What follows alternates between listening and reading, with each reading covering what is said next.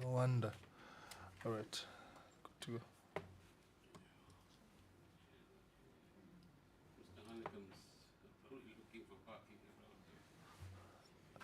I think we'll start. So this is what happens when you leave Parliament. When you come back, you get lost. Um, no. It's all right. No. When we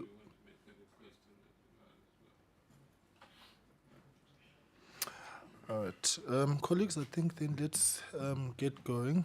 SAA last appeared before us on the 15th of November, and we were to be briefed on the developments relating to the resumption of its operations in September 2021, and also the matters relating to the annual financial statements, the non-tabling of the annual report, an update on the progress of the SIU's investigations into alleged malfeasance at the airline, as well as an update on the strategic equity partner acquisition process. Subsequent to that, on the 14th of March, as a committee, we received a briefing from National Treasury on government bailouts to SOEs, and SAA, we were advised, had received some 50.7 billion in direct government funding since 2007, of which 48.4 billion was received in the past 10 financial years. So, as I'm indicating, those are the briefings that have taken place then in the period. We last met in November, and then we got that briefing in March. So today is a follow-up briefing on developments into SAA, and of course, as we know, there's a interim board that has also been appointed. The chairperson will be joining us shortly. So there's a presentation, colleagues, as is standard. We'll start with the Minister if there's any opening remarks that he may make, and then we'll go to the presentation. And then the SIU will brief us on an update on its investigations. So today is just really an update meeting, a briefing meeting on where things are, and then we will field questions accordingly. So colleagues, good morning and welcome. And good morning and welcome to the Minister, the CEO and the executives of SAA and the department, Advocate Mtibi and your team from the SIU and the ministry. Minister Kotan, over to you. Thank you, Chair, and good morning to the honourable members and my colleagues from SAA. My apologies for the Chair not being here, but I'm sure he'll join us shortly. We also want to leave you with a request, Chairperson, that for meetings of this sort, for example, a number of us had to come down just for this 3-hour meeting, and then we lose the whole day in terms of our work commitments. But we can motivate that in a letter to you. By way of background, I think in this age of sound bites, it's important to go back to the origins of some of the troubles, as you were pointing out, that SAA has been through. Prior to November 2019, the various so-called bailouts that government had offered SAA, I think they came in tranches of about 5 billion rands each, even in 2019 itself, until we reach a point in about November 2019 when 2 or 3 things happened. The first is a strike where an unaffordable wage agreement was forced down the throats of the SAA management by NUMSA in particular, of course, which claims to be an angel today. Secondly, the lenders required a guarantee if they were to supply any further cash to SAA. At that time, the request to the lenders was a further 2 billion rands, and the cash and the guarantee from government was not forthcoming. And the third was a decision by the cabinet that the aviation assets of the state should be restructured, and that in particular a strategic equity partner needed to be sought as well. Without going into too much of detail, this is where we begin to see some of the troubles that we addressed today. Of course, this is also then subsequent to the state capture period, but that's covered by the Zondo Commission and the SIU and the various activities that are taking place in that particular regard. And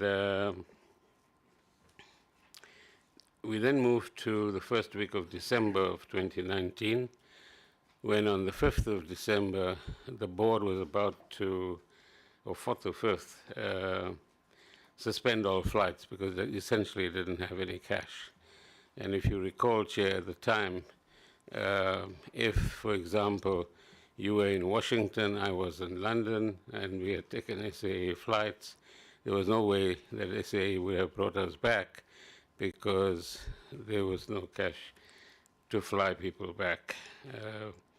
We then persuaded the board to take a stance which meant that South Africans should not be left stranded in different parts of the world. At that time, SAA did have its reach into various countries around the globe.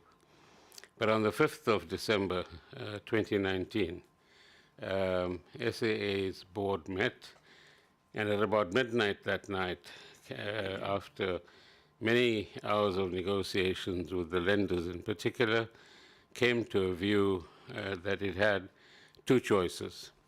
The first is to liquidate the airline, which would have meant a fire sale of all of its assets, no more SAA. At that point in time, there were some 8,000 workers who would be overnight without a job. And in terms of liquidation rules, if you like, they would be paid, we were told, somewhere between 28 and 32 or 33,000 rands each, and told to go home. Of course, the board then took the decision to move in a different direction and not liquidate SAA. And a lot of the events subsequently that SCOPA and other committees have been looking at is about how this other decision to move into business rescue was undertaken, was executed in a way in which today something like 800 employees, am I right, or more, still have their jobs. Those who had to leave through either voluntary severance packages or retrenchment packages left with excuse me, fairly substantial and more than adequate payoffs that enable them to make sure that they could sustain themselves while they look for alternate jobs. And we even started a training facility for a short while with the assistance of the Department of Labor and Employment as well, to assist those during, let's call it the gap period, in the event that we could get SAA back on its footing. So the business rescue process then commenced from the 6th of December 2019, when the business rescue practitioners were formally registered with the CIPC, the Commission for Intellectual Property and Companies. And as you know, in terms of the Companies Act, it's the business rescue practitioners who then take charge of the airline and its affairs. The board, the management, and the shareholder have no real say over what actually happens until the business is restructured and exits from business rescue.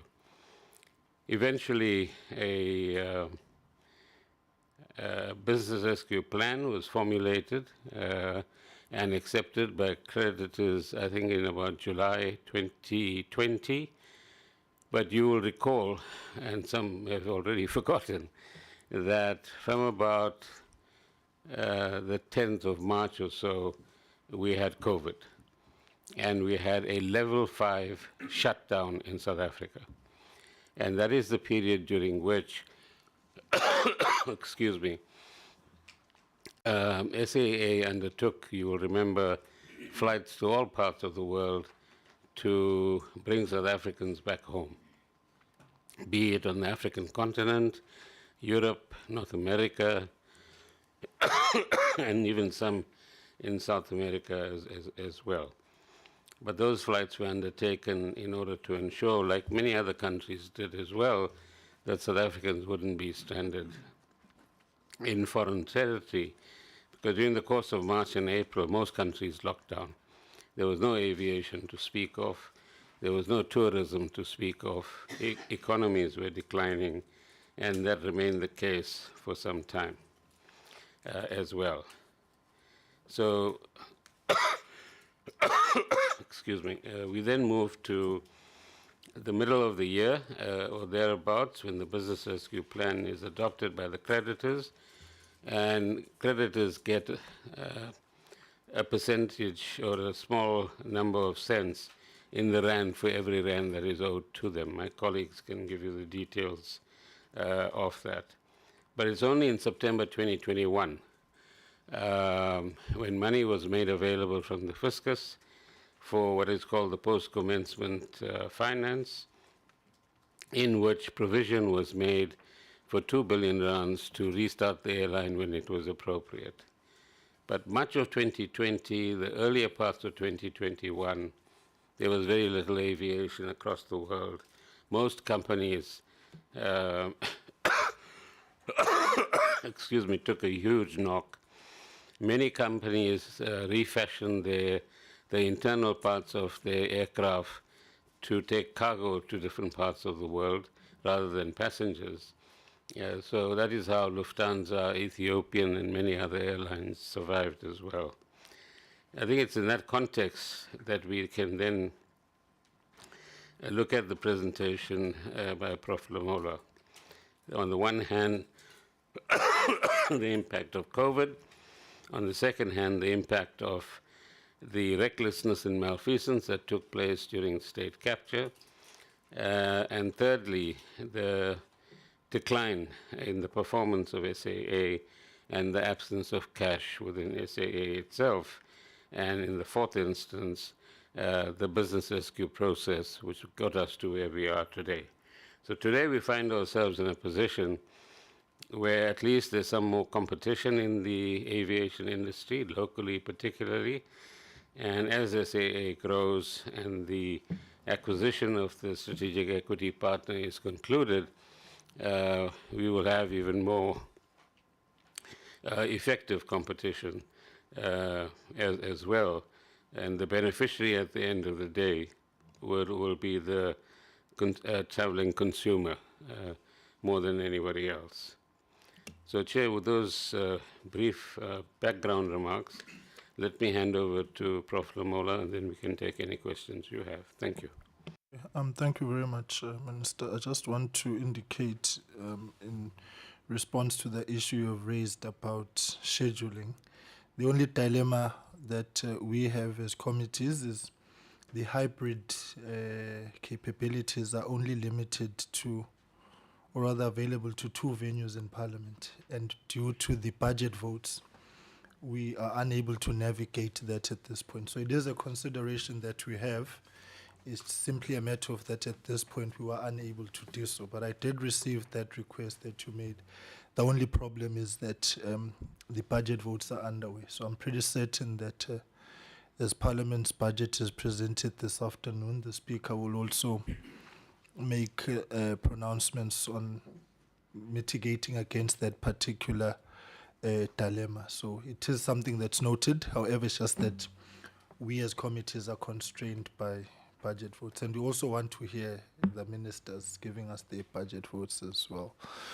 All right, Prof, over to you, and then colleagues will go to questions. Babam Tibi, just stand by. Honorable Chairperson, Honorable Minister, and Honorable members of the committee, the Acting Director General of the Department of Public Enterprises. Chairperson, I am accompanied from South African Airways by the interim Chief Financial Officer, Ms. Olinsky, Lindsay Olinsky, who may add at some point and assist me when we come to the issues of questions. Please just pull the mic towards, right, okay. thank you. Yes. Indeed, against the background sketched by the minister, our role will be to try and stick as much as possible to the brief as required by the committee in its invitation letter. And the presentation is more or less structured around that. We will address the issue of the financial audits that is in process, give an update on the current state of the performance of the airline, and I believe Advocate Mutibi will take over on item number 3 on the SIU investigations, and then we will be available to respond to any other questions that the members may have. Chairperson, to start with the issue of the annual report, to assure the committee that one of the major preoccupations of the management systems at SAA, including that of the board, is to ensure that the external audit, which started in earnest in August 2022, is concluded. As the committee is well aware, this is very unique and complex audit that covers historically 4 financial years, the 2019 financial year, 2020, 2021, and 2022. That is covering the period essentially from April 2019 to March 2022.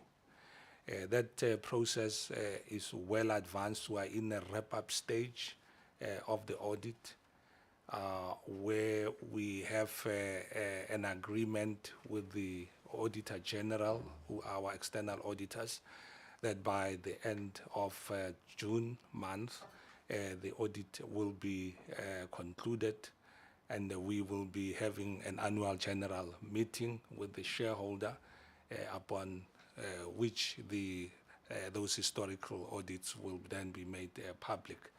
In tandem, Chairperson, we have of course concluded financial year 23, now in March, and the audit of those current financials, which are currently being considered by the board of SAA for presentation to the audits, to the external auditors.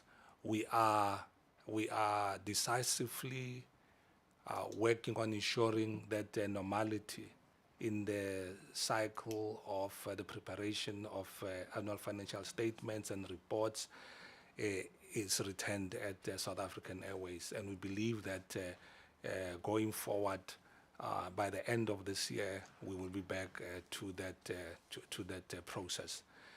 Just to indicate, Chairperson, that this has been a very complicated audit.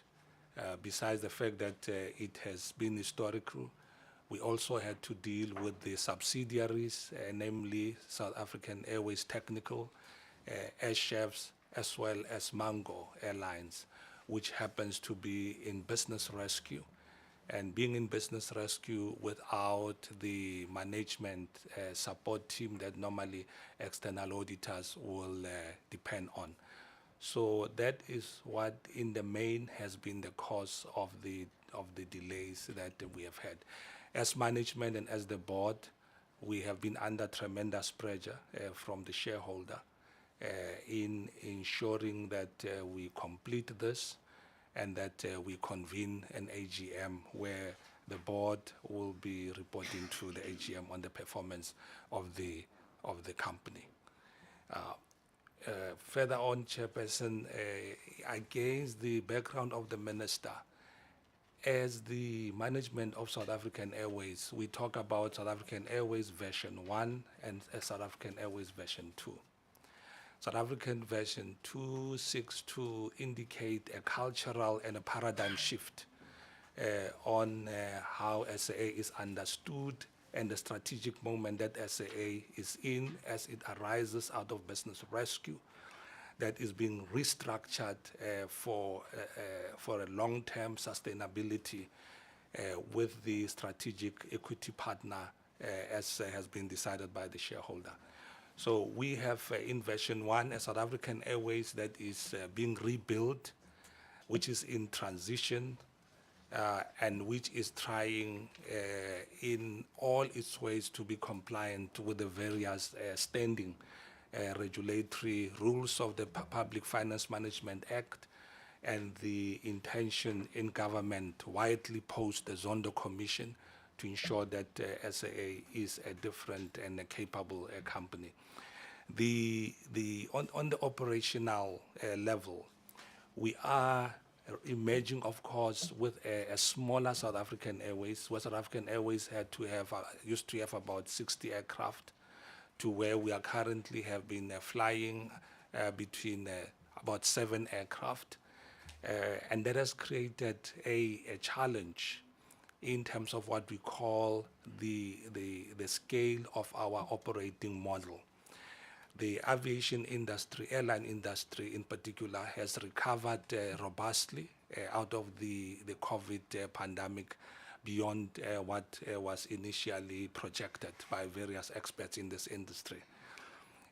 And as a South African Airways, we have had a challenge that with the constricted capacity that we have, by capacity we mean the aircraft that we have not been able to exploit this growing market, and we haven't been able to respond to the desire of the shareholder in ensuring that South African Airways execute its national economic imperatives of ensuring that the consumers are relieved from the complaints that we have had about high ticket prices, etc. And also the concern that SAA be able to execute its mandate as a national carrier in performing in the intercontinental international markets. Just 1 second, CEO. I'd like to welcome the interim chair of the board, Mr. Hanekom. We have heard from the minister. The CEO is currently on the presentation on slide 5, 6, and so we will be fielding questions once they are done, just to bring you up to speed. So minister's given a background, CEOs on the platform, so you will come in at that point. You can proceed, CEO. Yes. Welcome, sir. Yes. As part of these broader strategic challenges, Chairperson, being also the market of South African Airways that has been eroded and captured by our competitors. The major challenge which is still extant with us is how we need to defend the traffic rights that SAA has traditionally had, which now we have the Air Services Licensing Council being inundated by emerging players in the market to take over those traffic rights. On Voyager program, we have one of the most celebrated frequent flyer programs in the world, really, Voyager, with a very strong following of loyal SAA members, who have put us under a lot of pressure that they need to redeem their tickets, their miles, by being able to fly premium long distance routes, which then puts pressure on us to have an international route network. All of this, Chairperson, has put us on, as a management and as the board, on a strategic view that the sooner the SAA is restructured, the sooner the strategic equity partner is in place, and fresh capital that is not sourced from the fiscus is put into the business, that will be able to then mitigate against all these strategic challenges. We believe that the route network plan that the board of SAA is operating on, where we have started with 8 destinations in September 2021, and we have been able to where we are today, where we have 12 destinations. that eventually, with the injection of capital from the strategic equity partner, we'll be able to really have a sizable airline that can serve the South African economy. Currently, Chairperson, in this past financial year, we've been able to move from our 8 destinations to 12 destinations. Towards December, we managed to the end of the financial year, to launch new routes, and we're able to be supported by the Ministry of Public Enterprises as well as the Ministry of Finance in approving our PFMA Section 54, subsection 2, in enabling us just towards December in extending our leases on 3 additional aircraft. And that really is what enabled SAA said massive turnaround in its financial performance at the financial year that we have come out on.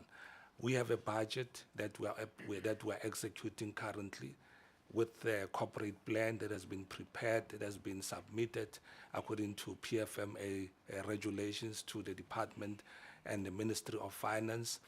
And according to that financial plan and that budget, we are looking forward that by the end of this financial year, we will be doing 20 destinations, including 1 intercontinental. We are doing this, Chairperson, against the background of course, monitoring and working with the expectation of the SEP process in all the decisions that we are taking, medium term and long term. Just to highlight the 3 major developments that is really inspiring SAA's management, is the support that we are receiving from the Ministry and the Department of Public Enterprises in terms of supporting our route network and our fleet plan. As you can imagine, Chairperson and members, we have workers who are highly skilled in this aviation industry and in SAA, and particularly pilots and technicians at the SAA Technical, who are vulnerable to being poached by our competitors globally. So the more we are able to show that there is a future in this airline, the more we're able to retain those skills. And the decision that we had recently from the Minister and the Minister of Finance about us approving the application for extra 6 aircraft. So we are currently on the market to increase, to essentially double our fleet to where it is currently. We have also worked on some various touch points of improving our customer experience with the premium lounge partnerships that we have had with the Discovery Bank and Investec, which has, for the first time, South African Airways been able to turn its lounges into a profit center. That is working extremely well.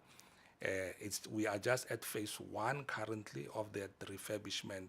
We are now moving into the major refurbishment of our lounges. Also, our cargo, besides passengers, passenger travel business, one of the major pillars of SAA's business model is air freighting and the cargo business, where a major step has been taken to ensure that that's in a sustainable footing going forward. Another element is the partnerships that we have in the airline industry, the code shares that the SAA has been able to retain and to ensure that even if we move into what we call in SAA version 3, which will be when we will be with the strategic equity partner, that we retain all those code share agreements, which are normally a reciprocal agreement between airlines, where they assess our creditworthiness, quality of our service, and our business plan. And we are very happy that we have enough reputation in the in the international market as a going forward. The flagship, of course, of our partnerships is the discussions that are ongoing with Kenya Airways, where we are believing that we need to change the landscape of the African aviation market by going together as a partnership and inviting other airlines as we proceed to join in what will be known as a Pan-African aviation group. It's not a new thing. There are about two such groups globally in Europe, which will be the first in South Africa, where SAA is a lead partner currently. All of this, Chairperson, of course, translates into financial performance scorecard, where we can say that we have had a successful year 2023. The financials, as members will understand, are still being processed and received by the board, and they will go through an audit process and through the processes of AGM, etc., and be made public. But all indicators are positive that the business is recovering to a level that the shareholder will be able to fulfill the obligation made in the MOU with strategic equity partner, that we are delivering a capable airline. We are delivering an airline that is just waiting to be scaled up. I will pause here, Chairperson. I believe members have perused the slide, of course, and give over to Mr. Mutivi with your permission, Chairperson, without me going into the SIU sections of the presentation. Perhaps maybe I should just deal with the last slide on the details of the strategic equity partner transaction going forward. The Chairperson, the milestone, of course, has been reached after more than a year of essential interrogation by the Competition Commission, that on May 12, the Competition Commission approved the Takatso Consortium acquisition of 51% of SAA with conditions that are now with the Competition Tribunal. And we are informed that the Competition Tribunal processes are already underway with all the parties that are involved in that. The second or parallel step that will then kick off, Chairperson, are aviation regulatory processes, where normally if there is any change in the ownership structure of an airline, our national aviation authorities required to be apprised and to give any approvals that are required. That process has already started to a degree where legal clarifications are sought by the lawyers of the various parties with the Air Services Licensing Councils. There is a number in parallel of conditions precedent that are, of course, traditional in these transactions: legal, commercial, governance, etc. There are work streams that are working on a daily basis to ensure that all these conditions are attended to, and as it is known that this is led mainly by the Department of Public Enterprises dealing with the lawyers. Ourselves as management, we have a very prescribed focus on ensuring that SAA operations are effective and efficient, profitable, and run according to global standards of airline management. We expect, Chairperson, which is of serious interest for us, is of course the closure of the transaction, where the transfer of the shares will actually take place. At some points, there's confusion in the public domain, where we always have to emphasize that South African Airways, up to this point, is still managed 100% by the current shareholder. There has been no transfer of shares yet. And of course, in parallel, the next step, Chairperson, will be the governance structures, the new governance structures that will come into place. That traditionally is encapsulated in a shareholders agreement, which is one of the parallel major instruments of these transactions that the shareholder is engaged in. And beyond that, for us as management and as people who are working on a broader strategic future of SAA, is the business plan, how the SAA that we are having now is going to be boosted, expanded by the ideas and the skills as well as the resources that are going to be brought by the Takatso Consortium as a preferred bidder now, working with the Competition Commission, and where we will have our business plan for a bigger South African Airways rolled out. Thank you, Chairperson. We'll end up here. Thank you. Okay, thank you very much, CEO. I think, colleagues, let's take all of it at one, unless you want to. Yeah, I think let's get the SIU presentation. Babum Tibi is familiar with how we do things, so I think we'll take it high level and cover the salient points. So, HOU, over to you.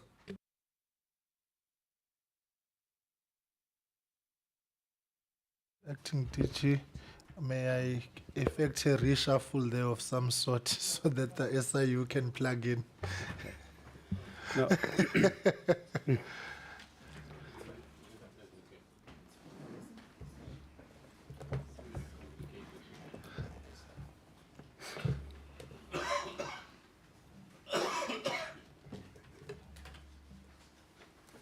All right. Acting DG, you will come back as soon as it's done. Sure. All right. Babam Tibi, over to you.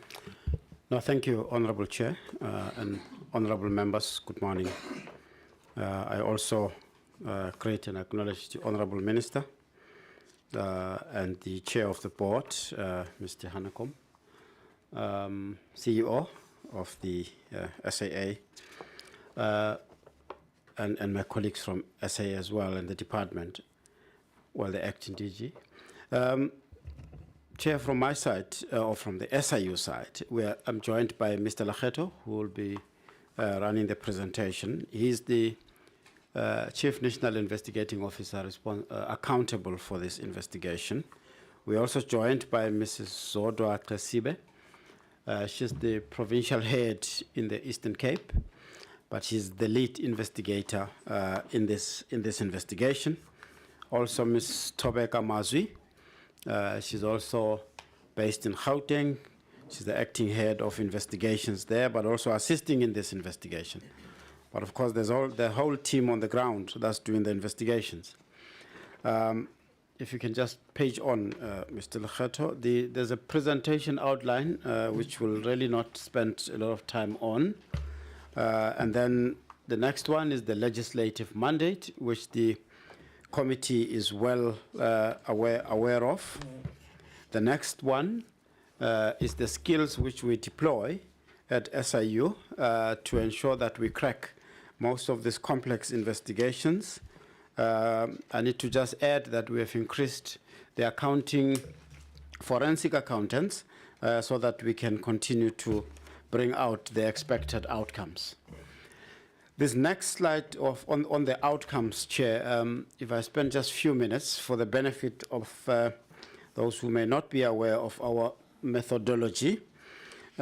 These outcomes, and as the board or the committee would see as we present, the outcomes would have been reached as and when evidence becomes available, and we are able to make findings, and we are able to make those referrals.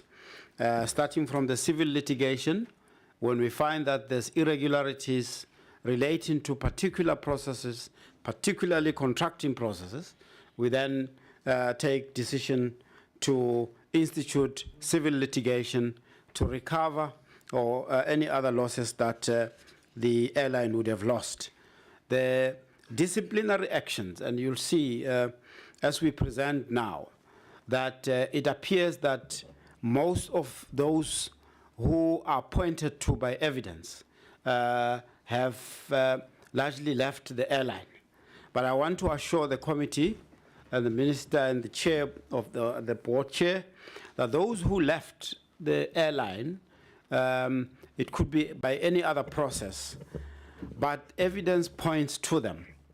We will pursue them if there's any evidence of criminality pointing to them, but we'll also pursue them as we institute the civil litigation so that they are cited as respondents in the recovery process. We will not let them just get away with it simply because they are no longer at the airline. So on the other one, which is the prosecution referrals, as the board, as the committee would be aware, that we do make referrals, and there's a number of them as we present. You'll see that by law, when we find that there's evidence pointing to criminal, we then refer to NPA and work with Hawks to ensure that the criminal investigation part is finalized. The extreme right, we work closely with other regulatory authorities to ensure that any regulatory irregularities are addressed. At the bottom there, that black strip, which says systemic recommendations. Those are the recommendations that we do following any observation of inefficiencies that we would have picked up during the investigation, but in particular, when we conduct investigations relating to maladministration and poor governance in the entities. So systemic recommendations would then come at that time to the airline or to the department so that corrections or improvements can be made. Right, we go now into the proclamation process or investigation process itself. Just as a background to this investigation, around 2019, the SAA reached out to the SIU, indicating that they requested the assistant to investigate matters at SAA, possible corruption and other irregularities. We then, in terms of our legislation, we are authorized to conclude a secondment agreement where SIU officials are seconded to the entity, which is the airline in this case, to then conduct that kind of assistance. But in the process, we would then gather evidence that would have necessitated a proclamation process in this regard. We assisted SAA with the capacity in its forensic investigation department, and we collected evidence which, as I said, led to the motivation for a proclamation. The motivation was submitted to the Office of the President and was accordingly signed off in January 2020. The terms of reference of this proclamation, the next slide. In terms of this proclamation, the SIU was authorized to investigate the procurement or contracting for, number one, Airbus aircraft, maintenance, repair, and operations service of South African Airways technical services, the legal services in terms of a contract that's mentioned, RFQ GSM 073 of 2019, and that other contract RFQ GSM 117 of 14. We also authorized to investigate service providers to support and expedite the implementation of SAA's turnaround plan in terms of the contract that was sent out, RFQ GSM 15 of 18 and RFQ GSM 94 of 18. Now, the proclamation further mandated the Special Investigating Unit to investigate maladministration, as I mentioned, honorable members, in the affairs of SAA relating to travel rebate benefits, payments made to SAA vendors, and the implementation of 30% broad-based black economic empowerment supplier, and that was set aside initiative in respect of the supply and delivery of the jet fuel. The SIU was also authorized to investigate any irregular, improper, or unlawful conduct by officials at SAA at all levels, and this would include board members as non-executives, I would say, or employees of the SAA or any other person, and this is where the board members would come in, or entity, in relation to the allegations set out in the schedule. Now, the team went forth and investigated, and today we're giving the Honorable Committee update, and you'll see that most of the investigations are really finalized and with particular outcomes that have been reached.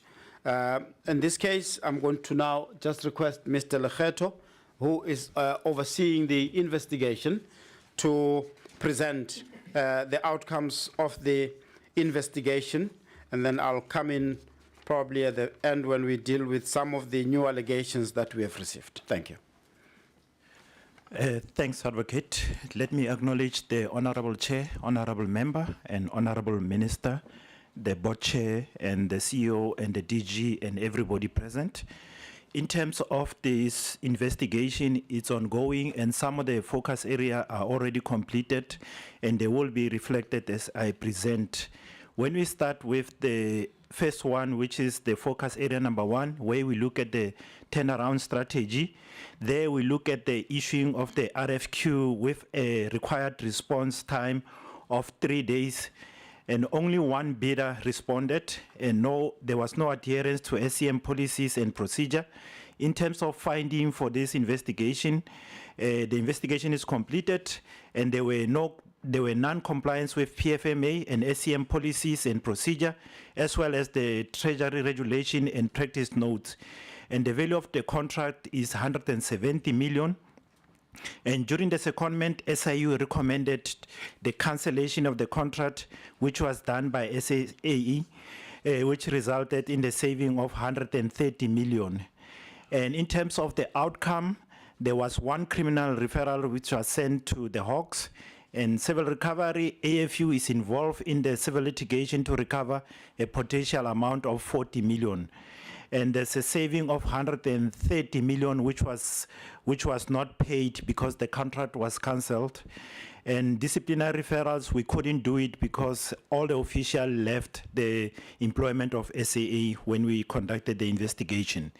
Focus area number 2, we look at the ground power units. The allegation is that the assets were sold by SAAT at a lesser value than their book value. And the finding or the progress is that the investigation is finalized. The SAAT disposed the GPUs at a loss of 5.6 million, meaning that the difference between the book value and market value related price and the value actual sold, and the disposal process did not follow the applicable SCM processes, and criminal referrals is already done. And when we look at the outcomes, we have to refer criminal referrals to the Hawks, and there's a civil recovery where a counsel is appointed for the recovery of at least 5.6 million, and administrative action, one former board member, membership withdrawn, and fine imposed by SAICA and SIU considering CIPC referrals against the company directors. And in terms of disciplinary, still here, we couldn't do any referrals because all the members left the employment of SAA. Then in terms of focus area number 3, we look at the logistics services, where we look at the bids and SCM irregularities. Here, the investigation is ongoing. Tender for logistics services value still to be determined.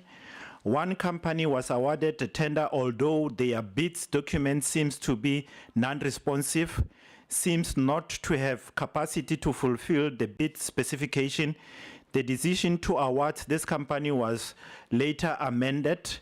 Instead of a new process, the board recommended that the bid be awarded to the supplier who had been providing the services contrary to the process. And investigation is ongoing.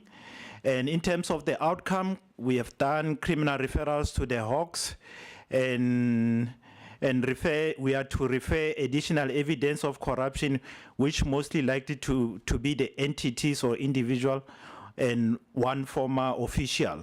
In terms of the civil recovery, SIU is considering to set the contract aside on grounds of legality and possible recovery, whereby the quantification is ongoing. In administrative action, there's a possible referral of evidence against 4 former board members and former official of SAA and possible company directors. And in terms of disciplinary, all the members left. Focus area number 2, tire tender SCM and tender irregularities. Here investigations ongoing. We're looking, the outcome is the non-compliance with the PFMA and the SCM policies and procedure, as well as the Treasury Regulation and Practice Note. Value of the contract is 218 million and 375 million. Then in terms of the outcome, we are looking at possibly a criminal referrals to be made, and SIU is considering to set the contract aside on grounds of legality and possible recovery, where currently we are doing the quantification. And administrative action is 1 former board member where the membership withdrawn and fine was imposed, and SIU is considering CIPC referrals against company directors, and disciplinary referrals could not be made because the member left. Focus area number 5, we're looking at component support services contract, where tender irregularity in awarding the component support bids and corruptive relationship between payments between third parties and SAA employee and board members. The finding here is that SCM and tender processes were irregular. The value of the contract is between 1.2 billion and 1.8 billion. Payments of deposit amount, contrary to contract stipulation, indicate an irrevocable letter of credit. Other irregular payments made contrary to the stipulation of the contract. This amount are still being quantified by an accountant, and currently the amount is standing at 35 million. There's also corrupt payments between entities, third party, SAA and SAT employee, as well as board member. The flow of funds for all the related contracts are still being analyzed, as several bank statements were subpoenaed and currently being analyzed. In terms of civil litigation is to be instituted. The civil claim involved 2 legal firms as well. And in terms of criminal, there's possible criminal referrals of fraud, corruption, and facilitating of corrupt payment against plus minus 10%, including companies and individuals.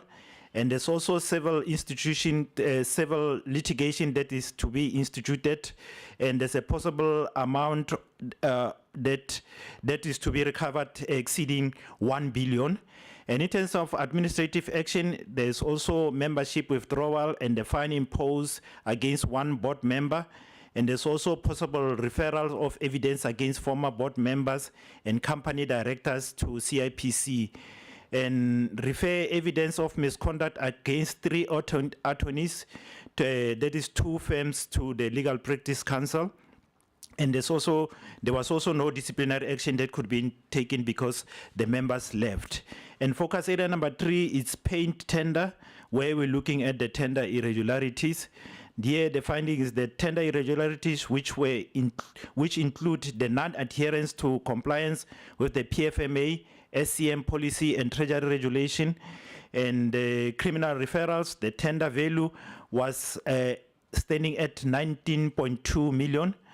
And in terms of the outcome, there's referrals which was made to the Hawks, and the referrals include allegation of corruption, which include entity, individual, and former official. In terms of disciplinary, we couldn't take any disciplinary action because the official left. The third focus area relates to swap transaction. Here it's a tender irregularities and contract non-compliance issues related to acquisition agreement of the 2002 sales and leaseback agreement, which relates to Airbus, the SAA swap transaction. Here the finding is that no proof of PDP or reimbursement to SAA in full or in part. The amount of 824 million that is to the amount of 824 million, and there was no proof of refund which was done, which was received by SAA, and there was unauthorized processes relating to signing of documents pertaining to the amendment of contract, and no proof of any reimbursement in relation to maintenance expenditure or on lease aircraft as per the lease agreement between SAA and lessor. Investigation is still ongoing on this one, and under the outcomes we are considering the criminal referral against one official of SAA and one board member, and disciplinary referrals. Evidence pointing to the act of misconduct against an employee of SAA was referred to SAA in April 2023, and possible civil action to recover the 824 million and security deposit is still underway. Then in terms of focus area number 2, that is cargo aircraft lease, there we're also looking at procurement irregularities. And the finding is that the addendum to the dry lease contract was found to be irregular as no approval was obtained for the deviation. And the value is 185 million. Civil litigation process is with senior counsel, where papers were lodged at the special tribunal. And in terms of the outcomes, yes, that's a civil litigation. Motion papers were filed at the special tribunal on the 22nd of February 2023 to set aside the extension of the contract and to recover the 85 million plus interest. And disciplinary action could not be taken because members left. In terms of focus area number 9, we are looking at security services. Here, allegation is procurement irregularities in the appointment of security companies and the continuous contract extension since 2005 to present. The finding is that there is an irregular contract extension contrary to the PFMA and SCM policy and procedure, as well as the Treasury regulation and practice note. And there's also irregular expenditure identified amounting to 953 million for the period between February 2008 and to January 2020. And also there was no effective contract management at SAA or SAT. And then there's a possible civil recovery that is being considered so that the contract can be set aside. And disciplinary action, evidence pointing to the act of misconduct against an employee of SAA was referred to SAA during May 2023. And civil recovery, internal memorandum to civil litigation unit to review and set aside the contract and extension value to the value of 985 million is being prepared, where it will be referred to the civil litigation. And we're still considering the criminal referrals against the people that misconducted. In terms of focus area number 10, we are looking at OEM approval avionic parts. There, the outcome is that the investigation is ongoing and the value of contract is 5 million. And we are looking at the payments in excess, in payment that exceed budget and contract amount, and there are no procurement documents for this contract. We have requested the information from the service provider to no avail. Team is to pursue the conflict of interest investigation based on allegation that employees sign off the RFQ and the owner of the company. And we anticipate that this investigation will be finalized by the 30th of July. And here the outcome is to be determined once the completion of the investigation is done. Focus area number 11, we are looking at the provision of transport services. Here the finding is that investigation is complete and this was utilization of different evaluation criteria during the scoring process and irregularities during the evaluation process, and there were also irregular extension of the contract. There was also pricing error within the contract, misrepresentation regarding the vehicle ownership. The financial implication of the irregular extension of the contract amount to 83.5 million, which is the breach of. There's also a breach of contract, which implies that there was a possible amount of 6.4 million that could be recovered for the period 1 February 2019 to 27 January 2020. In terms of the outcome, evidence pointing to the fraud, theft, and corruption between some of the officials has been referred to the NPA, that is to the ID on the 28th of February 2023, and SIU is finalizing several the referrals for civil recovery to the AFU to the value of 6.4 million. And disciplinary action could not be taken because the member left. And the focus area number 2 is the provision of aircraft battery cells contract. There, the outcome is that the investigation is ongoing, and the 3-year contract was budgeted at 11 million, and the 2016-2017 year was budgeted at 6 million also. The actual expenditure for 2017 was 22 million, and for 2018 was 38 million. And an advance payment was made to the company contrary to approved policies.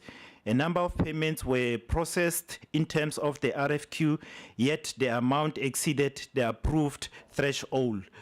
And in terms of the outcome, there's a possible criminal referrals of fraud and corruption that is to be made, and to civil litigation, we are to institute civil recovery, whereby currently we are still quantifying the losses, and disciplinary action could not be made.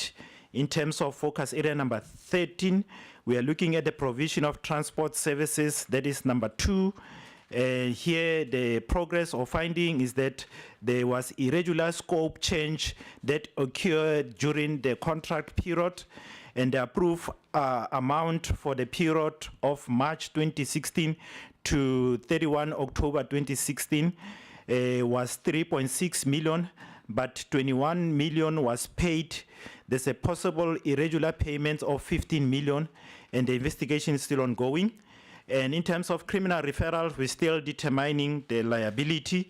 And in terms of civil recovery, there's a possible referrals to special tribunal to recover the profits that was made from the irregular contract. And disciplinary could not be proceeded because the member left. And focus area number 4, supply development contract. Here the outcome is that it will appear that an amount of 700,000 was transferred from an attorney's bank account to the supplier in question. And on 15 July 2016 and on 29 July 2016, the same supplier paid 700,000 and 119,000 respectively into a bank account of a company owned by a member of the board. And on analysis of such expenditure reports, the supplier has been paid a total of 6.1 million from 26 such purchase order, and bank details still to be obtained in order to determine the further transaction regarding the attorney's firm. And in terms of the outcome, criminal referrals, there's a possible referrals of evidence relating to the facilitation of corrupt payments to the NPA, and civil recovery, possible referrals to special tribunal for recovery of irregular RFQ amounts, and administrative action, referrals of Section 173 of Companies Act is to be made, and disciplinary action cannot be made because all officials left. And focus area number 15, working capital optimization contract. Here the investigation is ongoing. The value of contracts is 22 million. Bids were submitted late and should have not been considered by SAT. The same bidder was also privy to information not shared with other bidders, and high value stock items were reported to be obsolete and sold at a reduced or minimum value. The team is considering the allegation that SAT bought the same item at exorbitant price, and another contract that is mentioned there for the design of the organizational structure and the alignment of management capability is still under consideration. Then in terms of the outcome, criminal referrals against the former employee of SAT was made on April 2023, and SIU is facilitating the reinvestment of 14 million contract to SAA in terms of civil recovery, and disciplinary action could not be made because official left. And focus area number 3, we are looking at catering services. Then on 14 August 2015, after a competitive tender process, a tender for the provision of catering services at the OR Tambo International Airport lounge was awarded to the value of 85 million for a period of 3 years. With the when the board was advised on the award and the impact it will have on one SAA subsidiary who had been servicing the lounge, the chairperson of the board instructed that the appointment be cancelled on the 3rd of September 2015 and the service provider be reinstated, reinstituted with the subsidiary. And on 9 October 2015, a board resolution was taken in which the award was cancelled and the service awarded to a subsidiary company without going through a tender processes.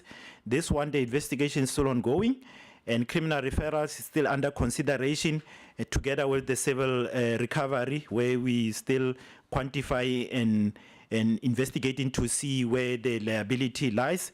And disciplinary here also could not be made because the members left. In terms of focus area number 17, which is the provision of legal services, here the investigation is still ongoing. The findings that implicate other investigation of SAA staff and board members who were paid through the firm businesses and trust account, and this payment seems to have been corruptive payments which flow from some of the tender awarded to the entities. Flow of funds has indicated a possible of 71 million that was facilitated through an attorney's bank account, and we're still waiting for a number of bank statements so that we can able to finalize the quantification and look at the flow of funds. And in terms of criminal referrals, there's a possible referrals of evidence relating to the facilitation of corrupt payment to NPA against the firm, its director, and other individual. And there's also a possible civil recovery to be instituted against the company and individual, and value is still to be determined. In administrative action, one former board member where membership was withdrawn and fine imposed, and there's also SIU is also considering the LPC referrals and the CIPC referrals against the company directors so that they can be blacklisted. And disciplinary action could not be taken because members left. Then in terms of focus area number 18, we are looking at maladministration. After finalizing the key focus area of the investigation, the SIU will conduct maladministration and governance review in order to identify the following: the cause of the failure of governance structure at the SAA, the individual responsible for the failures, how the failures contributed to the position of SAA today, and accountability of responsible official, and make systemic recommendation on identified governance issues. Then over and above that, we went through the Zondo Commission, where we look at the report to identify some of the members, the matters which relates to SAA. Then the SIU has considered the state capture report relating to the SAA, and it is implementing its recommendation and working in collaboration with other law enforcement agencies. The following matters are under the investigation, and in terms of the report, the SIU is investigating the following. There is 10 matters which are covered by the proclamation are under investigation. Then these 10 matters are mentioned in the Zondo Commission report, and 4 matters of those 10 are finalized. The investigation is finalized. Then in terms of the outcome of the finalized matters, we have referred 2 NPA referrals and 2 disciplinary referrals, and 8 matters are currently being reviewed for civil litigation. That is to be referred for civil litigation, and the value of those matters or contracts amount to 2.3 billion. Then the next slide is a summary of all the outcomes that we have mentioned. We can see there the rent value of potential cash or assets to be recovered is 3.4 billion, and rent value of actual cash or assets recovered is 14 million, and rent value of contract or administrative decision set aside or deemed invalid, 1 notice of motion to be filed in the special tribunal, and 3 others are already in progress. Rent value of potential loss prevented is 130 million. Number of referrals made for disciplinary action against official or entities is 3. It's low because most of the officials have left the employment of SAA. Number of referrals made for administrative action, this one is still ongoing. A number of referrals made to the relevant prosecuting authority to date is 6.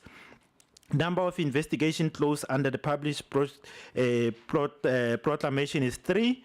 Rent value of matters in respect of which evidence was referred for the institution or defense or opposition of civil proceeding is 1. We are currently busy with the interim presidential report so that we can outline all the outcome. Then in terms of the observation, due to state capture, some members of the accounting authority, including the ex-officio member, fail in their fiduciary duties to properly manage the financial affair of the institution, and the SIU found that some of the board members benefited from the corrupt payments facilitated by at least 2 legal firms. These payments are linked to a number of tenders awarded by SAA or SAT. And all this contributed to the collapse of government within the SAA. Then from here, I will hand over to Advocate Motibi to deal with the new allegation that we have received. Thank you. No, thank you, Honorable Chair and Honorable Members. Just to restate that, as the Honorable Members can see, that there's really quite a number of investigations done and a number of findings returned. So as we move forward now, we really want to ensure that there's consequence management. All those who have been pointed to by the evidence, action is taken against them, including some of the former board members whose names we do have, and of course we'll make them available at an appropriate time. Honorable Members, I would like to indicate that with regard to civil litigation, which is really the process which we really want to ensure that we follow and pursue to recover, we have had a challenge. And if I say we, as a SIU, including the special tribunal itself, some of those whom we take action against have challenged the jurisdiction of the special tribunal. So they've went up to the Supreme Court of Appeal, where we defended and they failed. They went up to the Constitutional Court, and we are pleased that the Constitutional Court now has ruled in favor of saying the special tribunal has the jurisdiction to determine the legality of all these processes that we're looking at.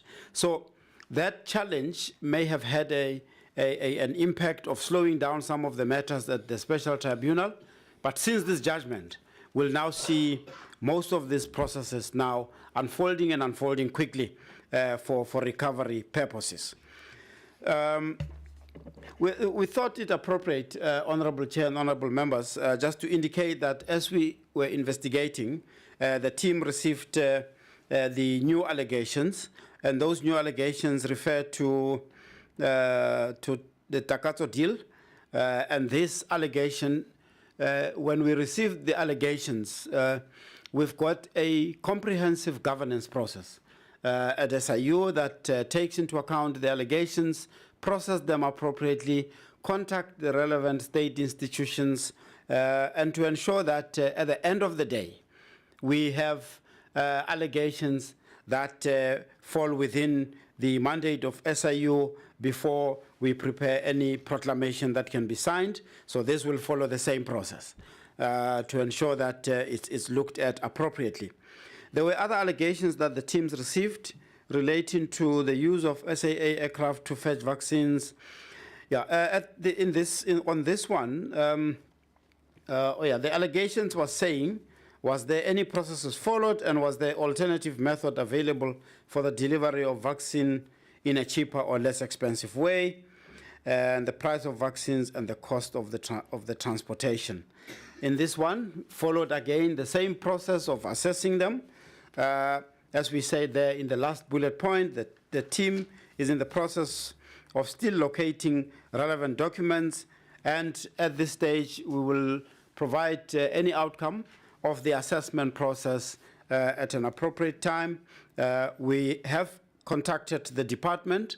We dealt with the legal advisor of the department. The department will give us some information which will assist us in taking a final decision in this regard. Well, the last slide really is just about some of the risks that we have identified, but none of these risks have really materialized. They are on hand. The CEO and his team, they're really assisting us to ensure that we get the cooperation that's required.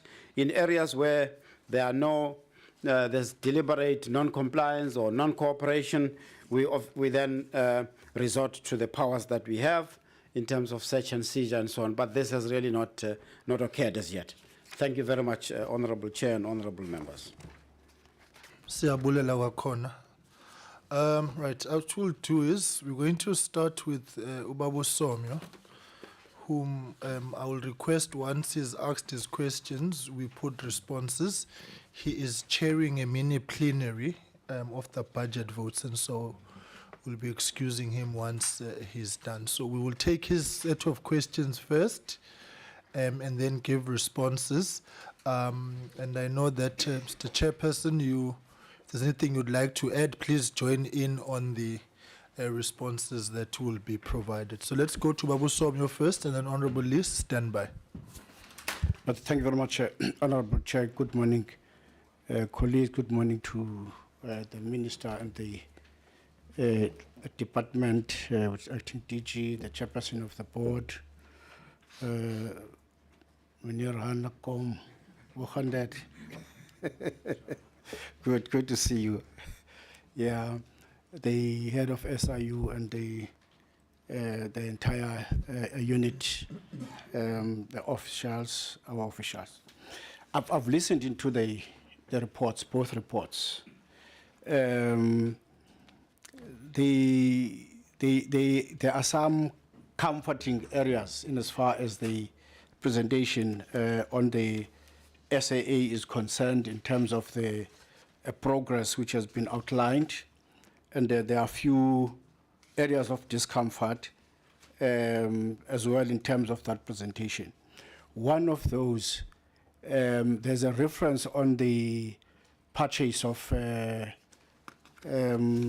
six Airbuses after the approval by Treasury, and at this moment of the negotiations of the deal, the asset base then is somewhat expanded in a way. There's a continuous expansion of that asset base, and with such an accrued asset base,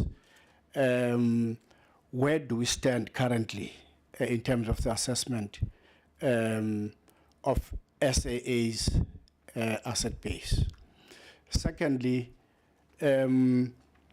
we find out that there is as well some approvals made in terms of the recommendations by the Competition Commission, which is a step-by-step approval, and if that comes in at the time of this wide noise on the deal itself, how would the two correlate? You see, I'm asking that question to yourselves, but it would as well be good that that kind of a question would go to the Competition Commission. The time might come, but to yourselves, how do you somewhat view in a comparative instance that kind of an approval or recommendation going forward?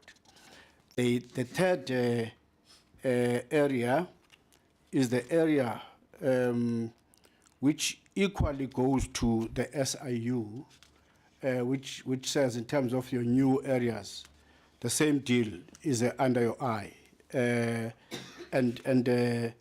does it mean now that there is these other things, the progress and all that stuff, you're still looking into pursuing that kind of investigation going forward? And what are the, knowing your assessment, which is as well undertaken, what are the current focus areas in as far as such is concerned? The last question, which as well equally goes to yourself, is that there's a number of instances where you are referring to disciplinary referrals, which you say there's none because a number of those involved have left the entity. Have you established where have they gone?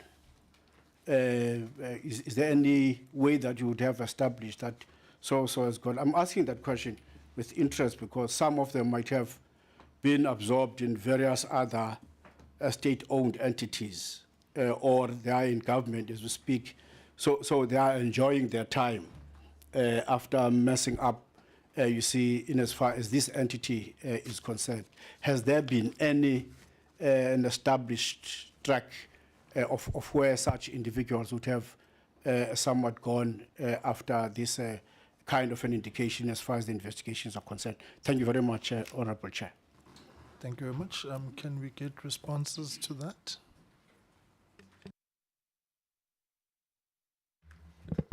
Thank you, Chair, and thank you to Honorable Somio. The 6 aircraft, South African Airways doesn't have the cash to purchase any aircraft. Those are leased aircraft, so they don't constitute part of the asset base. And the leasing is done on a staggered basis as they are able to increase, as was pointed out, the number of routes that SAA is able to undertake in a profitable way. So to repeat, there's no purchase of an aircraft. It does not have the cash to be able to do so. They are the normal leasing requirements. For example, this morning, there was no 605 flight from SAA because the aircraft they would have used was undergoing some maintenance by the airline. So we all took a 6:30 flight and then got delayed in the traffic. So that's the first point, Chair. The second, I think Honorable Somio characterizes the current situation very well when he talks about the wide noise, because that's precisely what it is. And I've indicated to this committee and other committees before, now that we've saved, and that's why I gave the context earlier on, Chairperson, we had a choice: liquidate SAA, kill it, distribute it, sell it in all its different parts, or save it and make it work. We were trying to make it work. So that's a choice.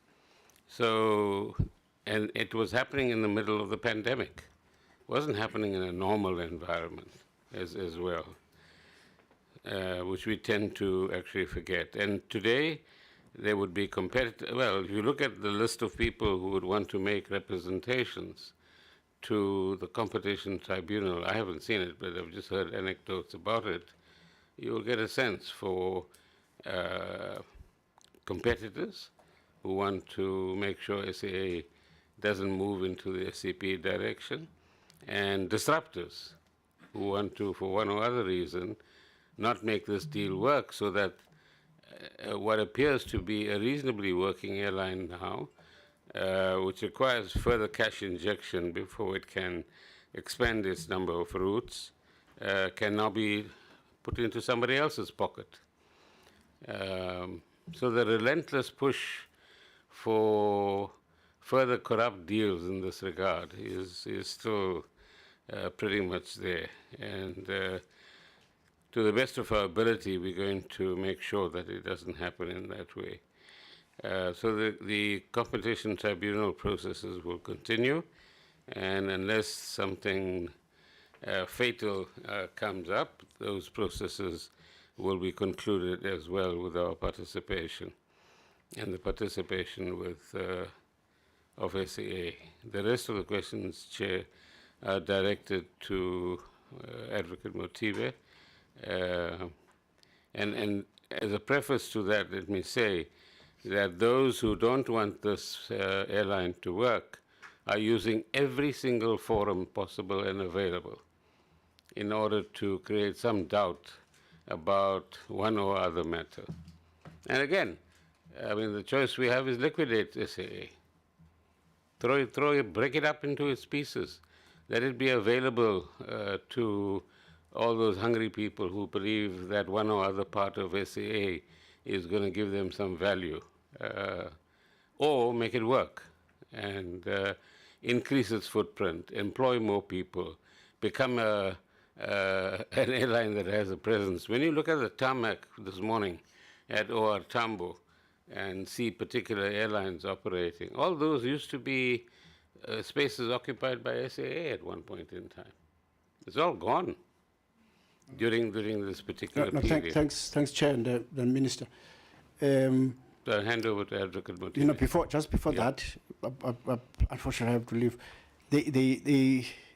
There is a point which seeks to affirm my question line, which talks about the acquisition of 6 additional aircrafts following a PFMA Section 54 application during February 2023.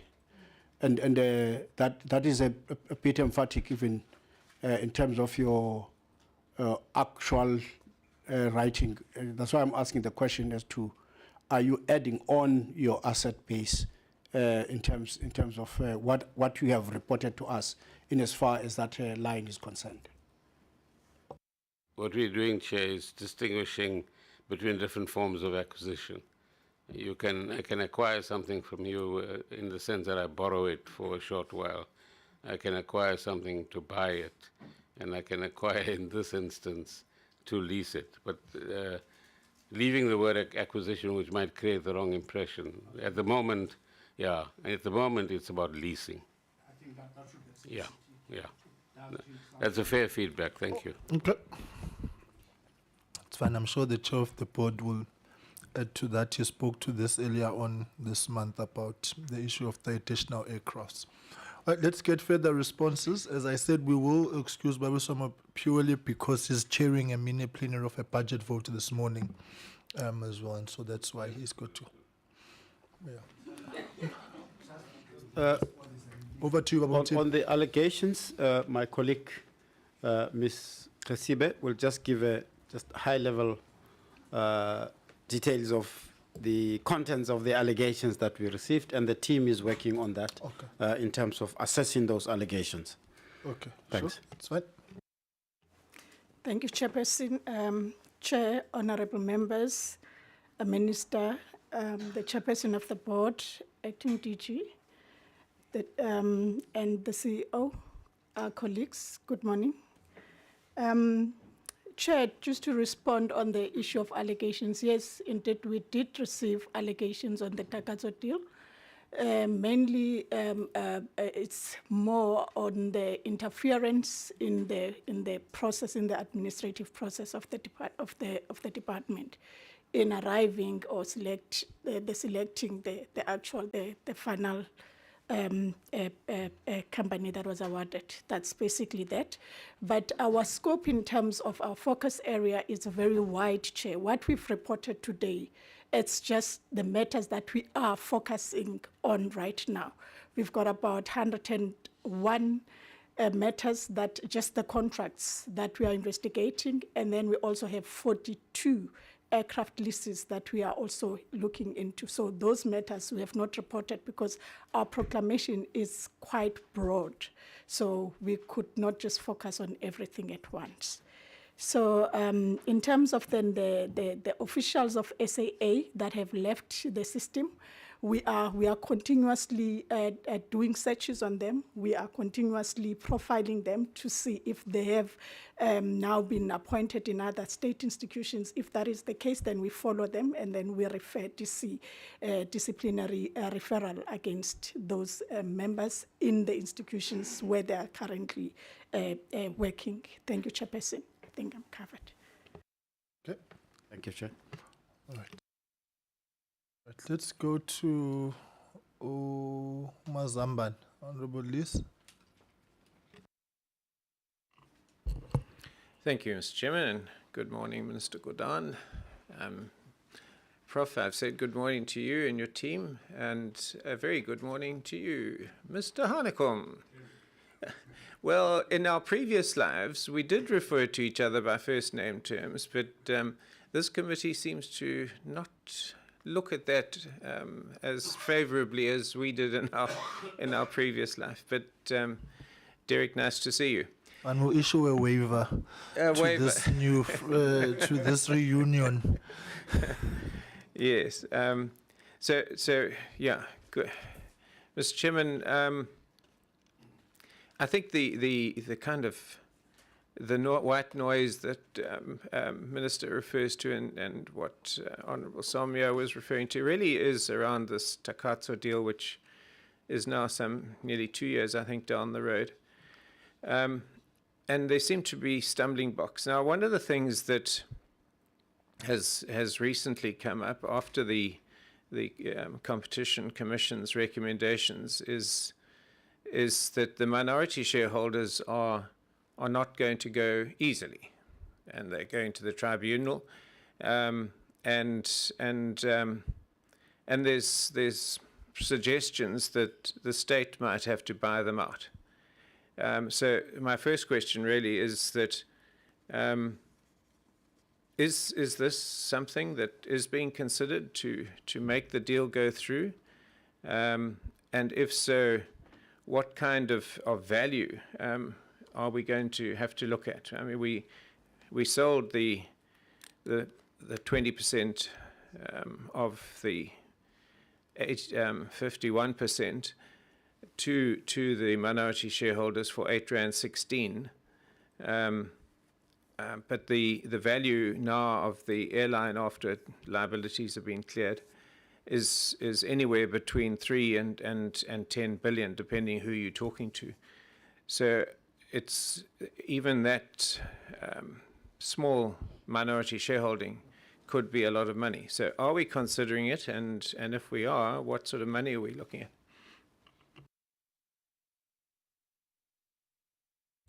Chair, let me respond to that immediately, because the R8.16 is going to be completely misleading. And Mr. Makobe will also add to this. This is a matter for Takatso to deal with. Their 20% shareholding is in Takatso. It's got nothing to do with the state at all. And so there's no question of buying them off or paying them off, whether it's 8 rands or 8 million rands or 800 million rands. In this case, let me be quite emphatic on that. This is a matter between two people or entities that arrived at some arrangement. They must sort out their squabbles. Mr. Makobe, you might want to add something. Yeah, it's correct, Minister. You've covered it. It's a matter that must be handled by Tagazo and also the minorities. It is a condition that has been imposed by the Competition Commission that the minorities must divest, and it's a matter that Tagazo will then handle between themselves. Thank you for that reassurance, Minister, that won't sort of become another bailout, because if it did, it would have other implications, because the shareholding then, the 51.49% would change, and so there would be implications there as well. The Harith, which is the majority shareholder in Takatso, publicly stated a couple of weeks ago that they haven't yet sourced the 3 billion rand required in terms of the agreement, which we haven't yet seen, but certain aspects have been made known to us. Now, Prof, you made, quite correctly, I think, you made some good points in your presentation about the conditions precedent being fulfilled. My concern here is how are we going to ensure that that 3 billion rand is made available, given that it's, in terms of the business rescue plan, to be spread over 3 years. In other words, it's not it doesn't have to be in the bank at the point of share transfer, I assume. How are we going to deal with that as a condition precedent, that money will be available, particularly as the Harith spokesperson says they haven't yet sourced it? No, Chair, we will make sure that Takatso puts on the table that which they're required to put on the table as we consummate this particular partnership between the private sector and the public sector.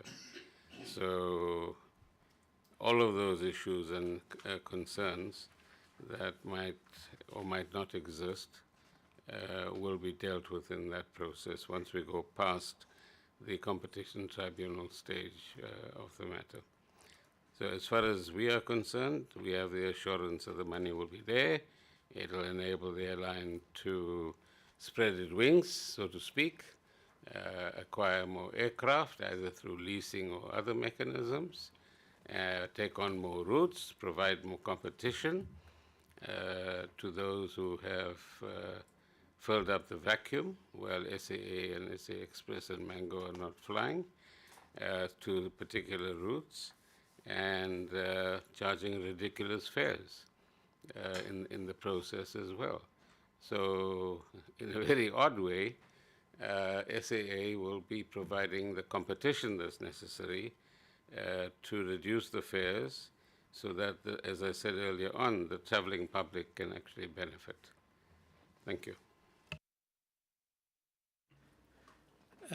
Thank you, Minister. Yeah, it is a concern, because if one's going to ensure that those conditions precedent are in place before one does finalize the deal, then it doesn't sound like they're going to be. But yeah, we'll have to go forward and trust, I suppose. Minister, you've indicated a couple of times now, I think, that the airline SAA has shown a small profit in the last financial year. Can we have some idea of what a small profit is? Is it 20 Rand, or is it 20 million Rand, or 200 million Rand? Obviously, it's not audited, so it has to be an indication. But this one is spelled P-R-O-F-I-T, not P-R-O-P-H-E-T. Yeah. It could be either, you see. Yeah. Chairperson, as always, of course, there are two constraints in our interacting with the committees in a public platform as such. The first one being the governance processes, as I indicated in my presentation, that the financial performance of SAA currently, we have management accounts, we have a draft annual financials that are still to be to go through the board process, and as the Honourable Liz will know, the board then gives those draft financials to the auditors. And until the auditors have verified, for instance, myself and the CFO here, we can say this is a number. And then we have a board meeting, actually tonight, where those financials are going to the board, and the board with the auditors might say there are accruals that have not been taken care of, there are adjustments that have to be made. So this X number that you thought is a profit is not actually the profit that you have. That's one major constraint that we have. But operationally and in the interest of transparency, Chairperson, is that we have operational profit at the SAA airline entity, and then you have the group SAA where we consolidate the performance of the entire subsidiaries together with the airline. What is of excitement for us is that the operational performance of SAA as an airline, where we look at the EBITDA, is positive, but it is not in the hundreds and hundreds of millions of rand. But it's very historical for SAA that for the first time in a long time, we will be able to come to the committee and say we have made a profit. The amount is substantial enough that even if there are accruals and adjustments that may be engaged in by the auditors, we will still be able to say we have made an operational profit. I apologize that I cannot give more information, sir. Mr. Chairman, thank you very much. I mean, Prof, you have actually sort of given information that is useful. Thank you. I'm glad Derek is here because in our past lives, we used to get full management accounts out of SAA to the Parliamentary Committee. Even during the time of Dudu and Yeni, we used to get every bit of information that we requested. And it is disappointing that at a time of post-state capture, we now are not getting it. But nevertheless, I gather from what you're saying is, and I would assume, I'm somewhat disappointed because SAA, the airline, is clearly showing a profit, operating profit. But it would be very disappointing that SAA Technical is also not showing an operating profit because its potential, in my mind, is much greater than SAA Airline. And Airchefs, I'm afraid, Minister, that one I think should be shut down or privatized or sent away somewhere because it's not the market that you have for that company is very restricted, but there is a bigger market out there. So, having established that there is a small profit, we've also. Chair, sorry to interrupt you, Mr. Lees, but the chair of the board might want to add something, if he wishes to. And I'm not sure whether Mr. Lees is making a bid for Airchefs. Well, Chairman, I may be overweight, but Airchefs food. okay. Let's leave it at that, Mr. Okay, Chair. let's get Mr. Liz to complete his point, and then Mr. Hanekom can come in to give a response. I don't mind, Mr. Chairman. People can interrupt as they, especially the Minister and Derek. Even you, Prof, you can do it as well. I can't remember what my point was now. Okay, my point is that the two of us are time for retirement, and join him. I know what my point is, so don't... No. Okay, all right. Oh, The question don't I know was what going I'm to going put to do with the then is Minister, Mr. there's a Lees. small profit, but it's an operating profit. So, whether the group shows a profit or not, we'll see later. But the point's been made about the 3.5 billion rand that was required to go to the receivership. And then I think we've bailed out 1 billion, so I think there's 2.5 billion left. But that's been reduced apparently, and I think, Minister, you've said that to us here, by SAA in some way or not. Where does SAA get the money from to transfer to the receivership to reduce, and I think it's around about 550 million rand that's been, the receivership amount has been reduced by? Where did that money come from if there's no profit really?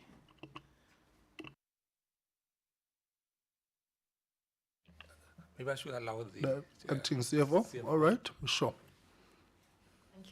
Thank you, Honourable Member, for that question.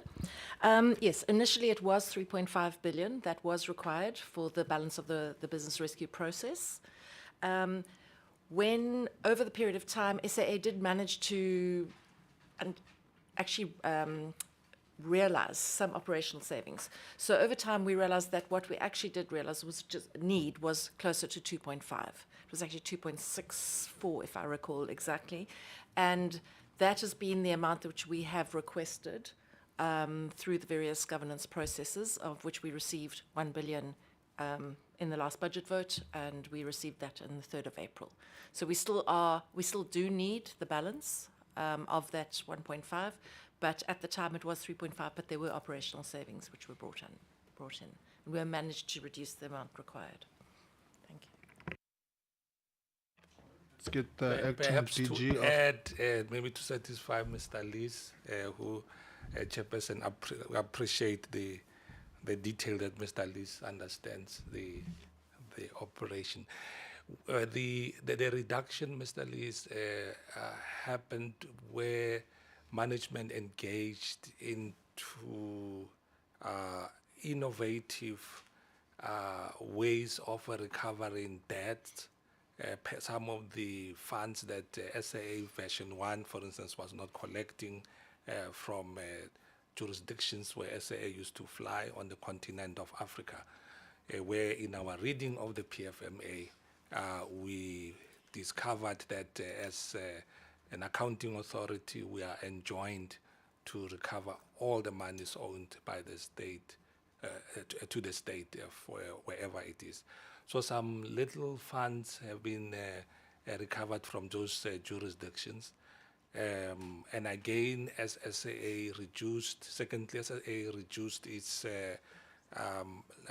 ticket liability insurance that is normally imposed by like the credit card companies, the IATA itself, and the air licensing authorities.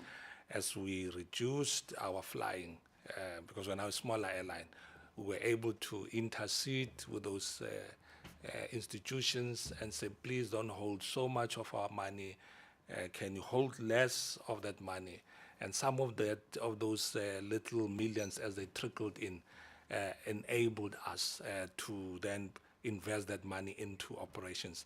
But as the minister also indicated, part of the restructuring funds that got SAA out of business rescue, there was a 2 billion rand that was allocated to the airline. And we went on to a very aggressive cost containment strategy of ensuring that our cash burn is low to where we stretched that 2 billion rand and ensured that SAA became as operationally self-sustainable as it has been to this degree. Operational sustainable, but the broader liability still hangs on us on particular unutilized ticket liabilities and other post-commencement debts that we're expecting to get from the 1.5 billion rand we're still expecting as part of the BRP business plan closure. All right, thanks, Prof. Acting DG. Thank you very much, Chair.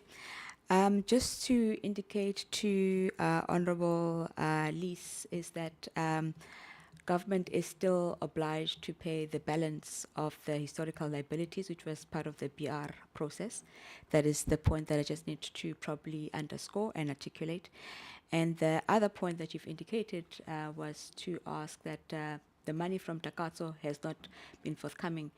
That can only happen once the deal has been finalized, because then that inadvertently means you are preempting the outcome when the process is underway. Only when the regulatory approvals have been sought, then that will actually follow through. So the Competition Commission and the Competition Tribunal, those are independent institutions that have their own jurisdiction and mandate that we need to respect, and all that, once it's been finalized, then all processes will actually give it a go-ahead. So that is very important to underscore and remind ourselves of. Thank you. Honorable Liz, as you wrap up. Yep, Mr. Chairman. I see you've decided to completely ignore me now. No, it's the They know much more. reshuffling of speaking on this side. So blame them. Okay. Thanks. That's what they do to the new ones. All right, Thanks, over to you, Chair. Chairperson. They certainly know a lot more than I do. But to Honourable Lees, who, out of respect for you, Chairperson, I won't call him by his first name. You know, I'm on the other side of the fence now. You know, but I think you've asked some very pertinent questions, very important questions, and if I can just add to what has already been said. Firstly, the acting CEO, interim CEO, mentioned that the board is sitting tonight, and so we've had to hit the road running. We've only been there for 6 weeks. We had to get the committees established. We had to appoint boards for the subsidiaries, and of course, one of the committees is the very important Audit and Risk Committee. They had real problems racing against time because all of these matters are actually overdue. The reports are overdue, but tonight tonight, in fact, we'll be dealing with the 4th quarterly report, which has gone through, including the reports of the subsidiaries. They've gone through the Audit and Risk Committee, tabled with the board tonight, and so we can't really say anything until the board has approved the 4th quarterly report, which then covers the financial year. But it is true that the financial year shows what we still call a modest profit, but it's not insignificant. And I think I want to say one or two things about that without holding up your time. The good news is that there's profit, including profit made by the subsidiaries. And I think that's very important. And the outlook for, you're quite right, the SAA Technical has huge potential to generate revenue, and it certainly has the capacity. Obviously, one is very disturbed by some of the things that have happened over the last few years, but these things are well under control now and being addressed, thankfully. But its prospects for this coming financial year, 2023, 2024, the outlook looks good, and that'll be in the quarterly report. The outlook, Honourable Lees, also for entire outlook for the aviation sector is looking so much better than it was a couple of years ago. So, you know, for the next years, growth is predicted in the aviation sector. So the potential to grow and continue making a profit is very high. Can I say that the corporate plan, which was also finalized, in fact, by the previous board, is currently still being considered by and studied by the minister and his team. But the corporate plan was, you know, the requirement is a 3-year plan. But in fact, they prepared a 5-year plan because you need longer term planning, which is useful. But the 5-year plan does include, you know, make assumptions. And one is that the 1.5 billion will be obtained. And the other one is that the 3 billion will be achieved, that the Takatsu deal will go through and the 3 billion cash injection will come through. And it was on that basis that the corporate plan was constructed. However, the further good news is that and we certainly don't anticipate, because it's really between the shareholder and the consortium. We don't, you know, there's no reason to be jittery about it. It doesn't seem to be. But should anything go awry and should it not go through, the airline will not collapse. Honestly, I can give you that assurance. It simply means that the growth will be held back, the growth as has been predicted. But as we stand now, even in the months post the preparation of the corporate plan, which I think was finalized in late last year, the prospects are already looking much better. So the current position. So both, it's not only the profit made in the last financial year, but the liquidity is looking good as well. So we're not in a fragile or vulnerable position as we stand. Then finally, Chairperson, thank you. Well,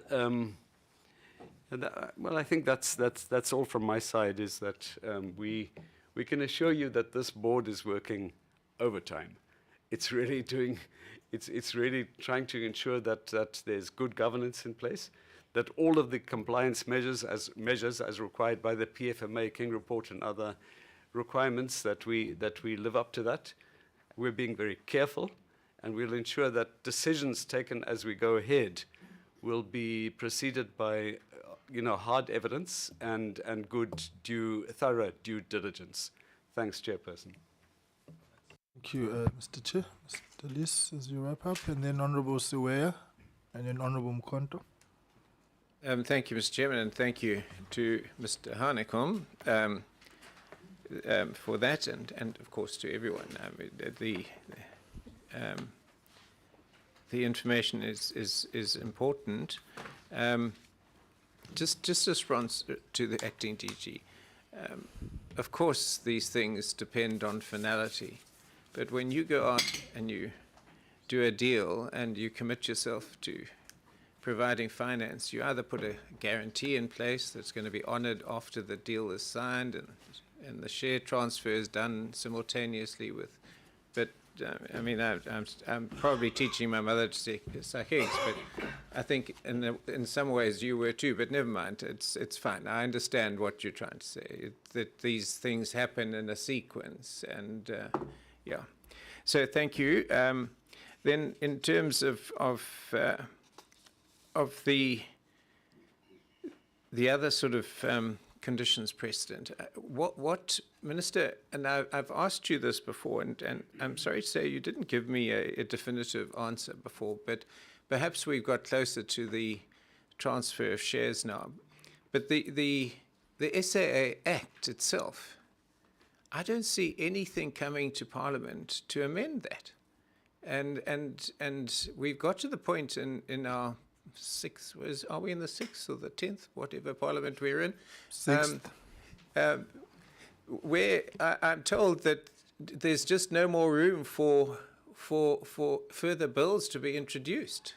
And what the acting DG is saying is that there's certain, and Prof's saying, there's certain conditions precedent that have to take place before the deal's finalized. What is the status with the Act? We are in the 6th Parliament. The 10th one, maybe I'll be there. Oh, Mr. Chairman, okay. Some of you will be around for the 10th, not all of us. What's the status with the bill?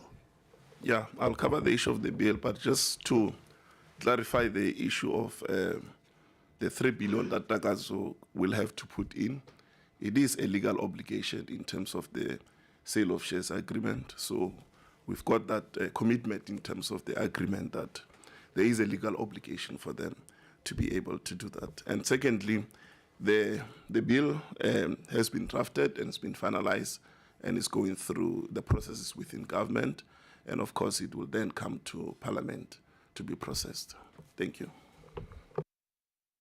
Thank you, Mr. Chairman. We look forward to seeing it, and what I mean, it's presumably it's a very short act. It's only about 2 or 3 pages, so it shouldn't be terribly difficult to amend it.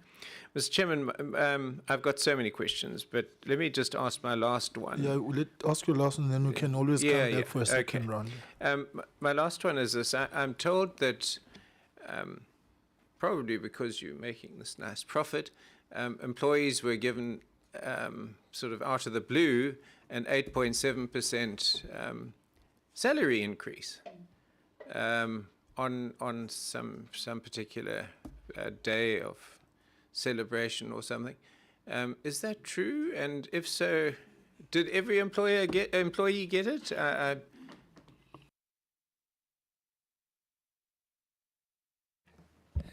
Through Chairperson, Honorable Liz, there has been no any money out of the blue.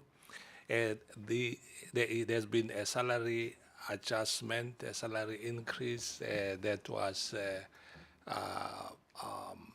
well thought out and worked out as part of the staff incentivization program at SAA. It's an annual salary increase. The last time SAA employees received an increase was in 2019.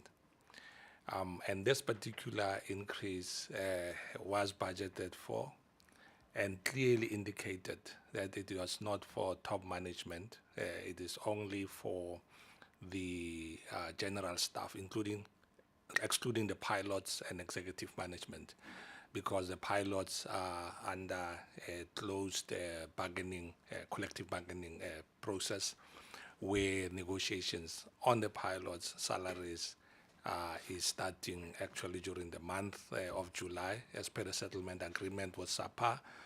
Had indicated that the only time that there will be a salary review for the pilots will be in August 2023.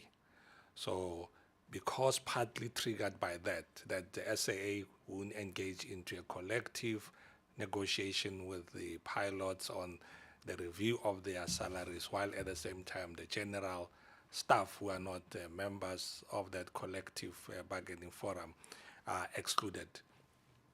We had, as part of our risk management of the airline, have to deal with the issue of curing the staff morale at SAA during a very strained period of change management that the staff is going through, and so that we can retain all the critical skills that we need to retain. And there's a particular adjustment was made, is within budget, and the airline can comfortably afford it. Thank you. Mr. Chairman, was it 8.7%? 8.7%, yes, sir. Okay. Thank you very Thank you, Mr. Chairman. All right, thank you much. Just stand by and we'll come back to you. Honorable Siweya.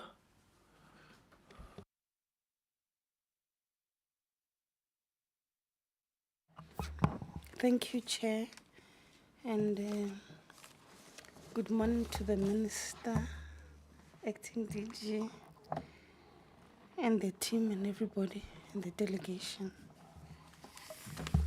I'm going to request, Chair, I don't want to do back and forth. If I can put ask, your full set, it's fine. Yeah. It's optional. If you like Babu Swami, that's okay. Okay, you know, on, I think it was Saturday or Sunday or so, somebody hinted to me and said, you must watch 405. And I listened to the former DG, the suspended DG. And I'm just flagging it to you and your colleagues and the interim chair, Mr. Hennekom, that I'm sure you know when something is told so many times in different platforms, it becomes true. I'm saying it from the context that I think it's in our interest, all of us, that SAA must thrive and go back to its glorious days. If I am a consumer of the product of SAA and I'm sitting and I'm listening to that and I'm not hearing an alternative voice, it will tend to be true. The danger with that is that I've listened to you, Minister, you are speaking about revenue collection, all these ideas that you have, products to give the consumer. But I'm not sure what is your tangible plan in terms of mitigating the damage which is done. So if you meet a person there by the airport and you're asking them, are you flying SAA? Currently, it's not their airline of choice. It is if I'm pressed for a meeting and other airlines are fully booked and they say SAA is there, it becomes an alternative because there is a cloud of some sort. And I think as you're continuing to do the work and SIU doing the work, can you also start redirecting your energy towards fixing the perception, which has got the potential to deal with your reputation?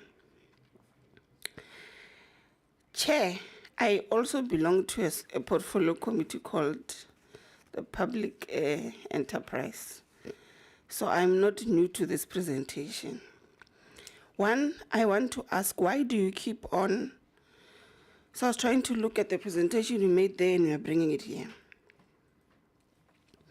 Why do you keep on putting a target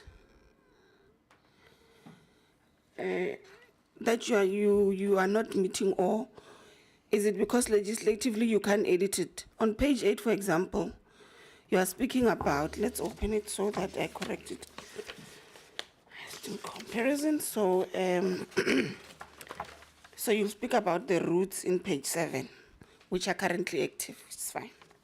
When you go to page 8, then you speak about your target of March 23, about the 12 destinations and the routes.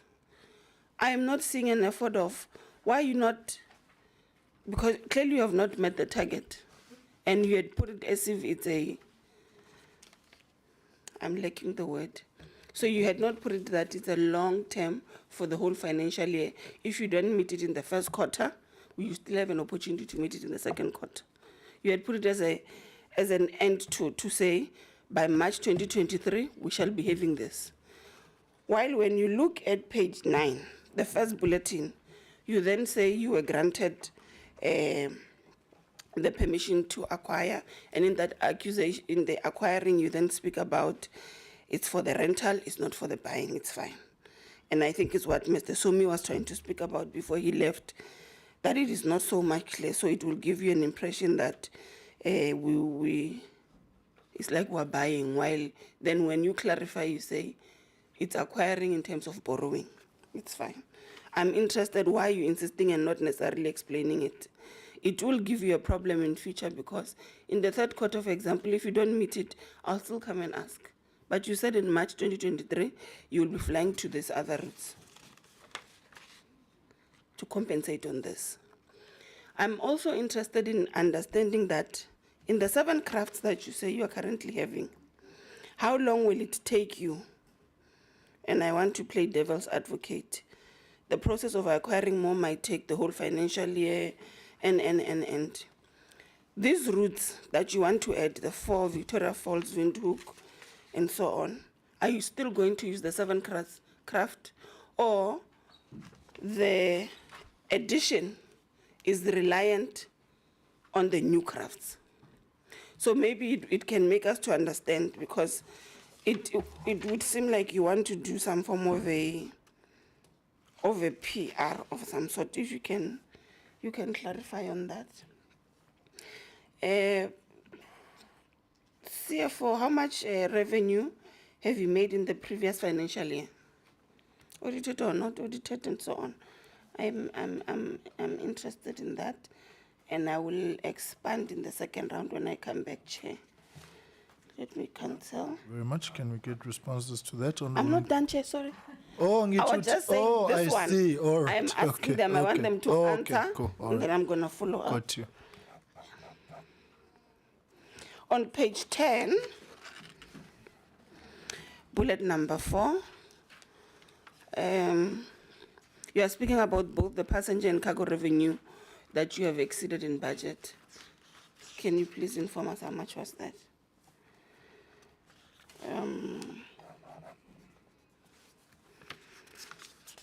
And I think I'm fine with that. On your presentation, so it's to the SIU.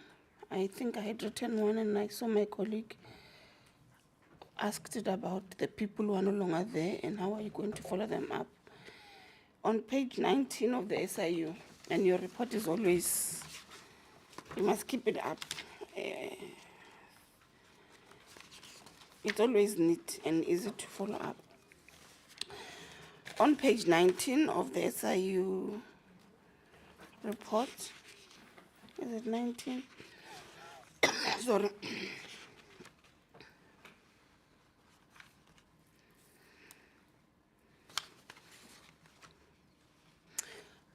Okay, now I'm lost. I'm sorry, Chair. Just a second. Fine, let's get, you can We come. can, back. I can Yeah, come back yeah, with it let's- so that I look at it, but so I that know you it's on can page just go 19 through of the that SIU. SIU presentation. Yes. Right, let's get responses to those questions. Honorable Mkonto, stand by. If I may, Chairperson, thank you, Honorable Siwaya. Although the minister or the department will answer better on the issue of the dismissed DG,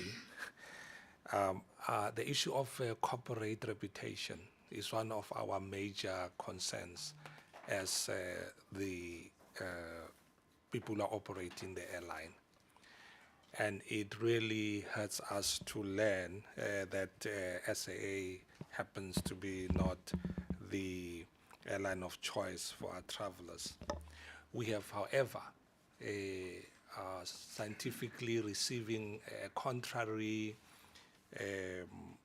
view to that one, Honorable Suwaya. In the industry, there are matrices, there are instruments, tools that have been used to measure customer satisfaction. It's called the NPS, Net.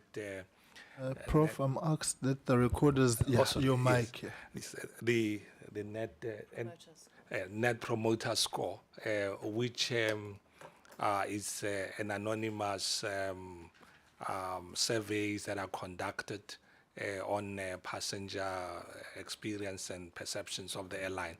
We are members of Star Alliance, and among the 25 members of Star Alliance companies, airlines globally, we compete on our NPS. And SAA has strangely, despite its emergence from its turbulent recent past, come out very favorably.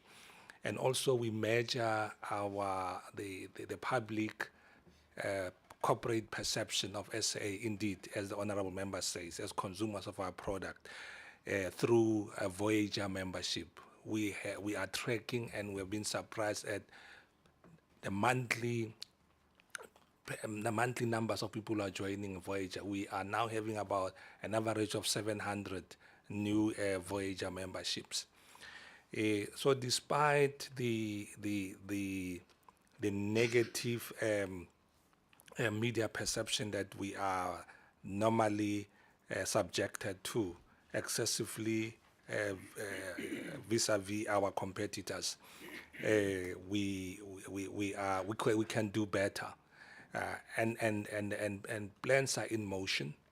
We have a media consulting company that is working with us. We have a very careful media strategy where we measure when to talk, when to not to talk, what issues we leave to the DPE to deal with, and what issues we deal with. For instance, all issues relating to the Takatso Consortium, etc. We, as the airline operating team, we don't indulge into media stuff on that. But indeed, it's one of our serious risks, our corporate reputation, and we do everything to protect SAA's image in that. Secondly, I apologize for the confusion, Honorable Siwaya, in maybe the slides. Normally, PowerPoint, there's normally what is called death by PowerPoint, where one tries to just summarize the major issues and not elaborate on a PowerPoint slide. But just globally to explain the number of routes that are mentioned in the power slides, where we mention the months. Those are not like performance targets that one will normally set in an operation. These are operational rollout plans that are purely just commercial. It's not necessarily having to do with that we are measuring ourselves against achieving them or not. And what the reference to the March month is to indicate the end of the financial year. So we were saying, according to the budget that we have now, our financial year ends in March 2024. And according to our budget, is that we will be having additional 6 aircraft to the 7 that we currently are operating, where all 6 of them indeed, as has been corrected, will be leased, which means that we pay monthly, and all of them are on a 3-year lease terms. After 3 years, the aircraft are returned to their owners. And this is not the first time. We have had another 3 aircraft that we have leased, the A319s, that we have just returned to the lessors at the end of the March month. What is in that slide the honourable member referred to, that shows that with a big arrow, that shows the move from the current 12 to 20. That is what is happening currently. The 4 listed destinations there are happening currently. We are not waiting for the 6 aircraft that the DPE and Treasury so for us is graciously so allowed us to lease, because before there's approval of a PFMA application, it is the most rigorous and the most traumatic work for us as management to convince the minister that we are not putting the airline in danger of financial distress in the future, that we might have to go back to the fiscus and so forth. So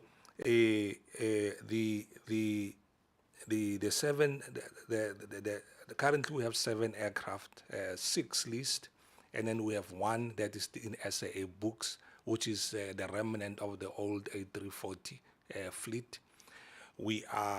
That's why we're doing 12 destinations for that aircraft. The plan is that come by the end of the 2024 financial year, we'll have additional 6 aircraft. And the question of the honourable member is, how long is it going to take to get these 6 aircraft? The first 2 will be with us in a matter of about 4 weeks from now. The additional 4 we have had to go, being South African Airways, owned by the state, PFMA, unlike our competitors, we had to go on an RFP, so we are in the process now of adjudicating that RFP for the 4 aircraft. The process of the selection of the preferred supplier will happen in about a matter of 3 weeks, and then immediately after that, then all the regulatory issues of acquiring the aircraft will happen. We are aiming that by the month of August, which is about 8 weeks from now, we will have that aircraft, because included in that fleet is a wide-body, long-haul aircraft that we are going to use to launch the first intercontinental route by a South African airline in the post-COVID recovery, which only South African Airways can do, given its location, the capacity that we have, where that will be announced in the coming, actually during next week. Hopefully, this announcement will come out after all the other regulatory issues are cleared out with the destination that we are targeting. How much revenue in the last year has the airline achieved? 5 billion rand, 5.5 billion rand is the revenue. And how much of that revenue is cargo is around 310 million rand, both of which are above budget. Thank you. Okay, thank you, Minister. So I think Honourable Surveyor makes a valid point about the former DG, as you know, they were very specific. I think it's worth repeating a few points, Chair, before I just carry on in responding. That this whole process about the DG started when the Public Service Commission wrote to me and said that they had a complaint by a candidate who was disenchanted with the process that she went through. I was then instructed by the Public Service Commission to investigate the matter. Mr. Makobe handled the acquisition of a forensic firm. An investigation was conducted, a report was prepared, and in terms of South African procedures and rules and law, DGs are actually formally appointed by the President, not by a minister. The report was accordingly submitted to the Presidency. The second protocol, if you like, within government is that the minister concerned in any particular dispute with the DG, and of course this wasn't a dispute between me and him, it was a dispute about what he did, is then managed by another minister appointed by the President. In this instance, Minister Lamola was appointed to manage this issue. He saw the report, he decided on the suspension of the DG, he then set up a disciplinary inquiry. That inquiry finished its work, and the outcome of the inquiry was that he should be dismissed. There are, of course, subsequent to that, 2 or 3 other things that have been discovered that has also been handed over to the Presidency to apply their minds to. So as far as we are concerned, this was a matter that started with the Public Service Commission and a report by a person who felt that he or she wasn't dealt with properly by the department itself. And the facts are there that speak for themselves in terms of the charges and the findings of the disciplinary inquiry. Now, in the first instance, the DG went to and applied to the Labor Court. Mr. Makobe can take you through all those processes. But in the affidavit that he submitted to the Labor Court, he speaks so disparagingly about the President, about Minister Lamola, and then last of all about me, and uses terrible language against the President. And this is a person who says, I still want to come and work for the state. So, as far as we are concerned, there is a fabrication of a whole lot of things around SAA that you correctly mentioned. We rebutted this many, many times. Why a particular TV station puts him on, that's up to them in terms of the freedom of expression in South Africa. But if we appear in one form or another on that TV station, we'll be repeating that which we've said already in the public domain. And now we hear that the SIU is looking into this matter as well. And that's what we call forum shopping. You don't succeed in one place, you go to another place and see if you can succeed there. So there's the Labor Court, there's, I think, even a High Court involved. Sorry? Yeah, I was coming to that. Then there's a bargaining council hearing sometime in June as well.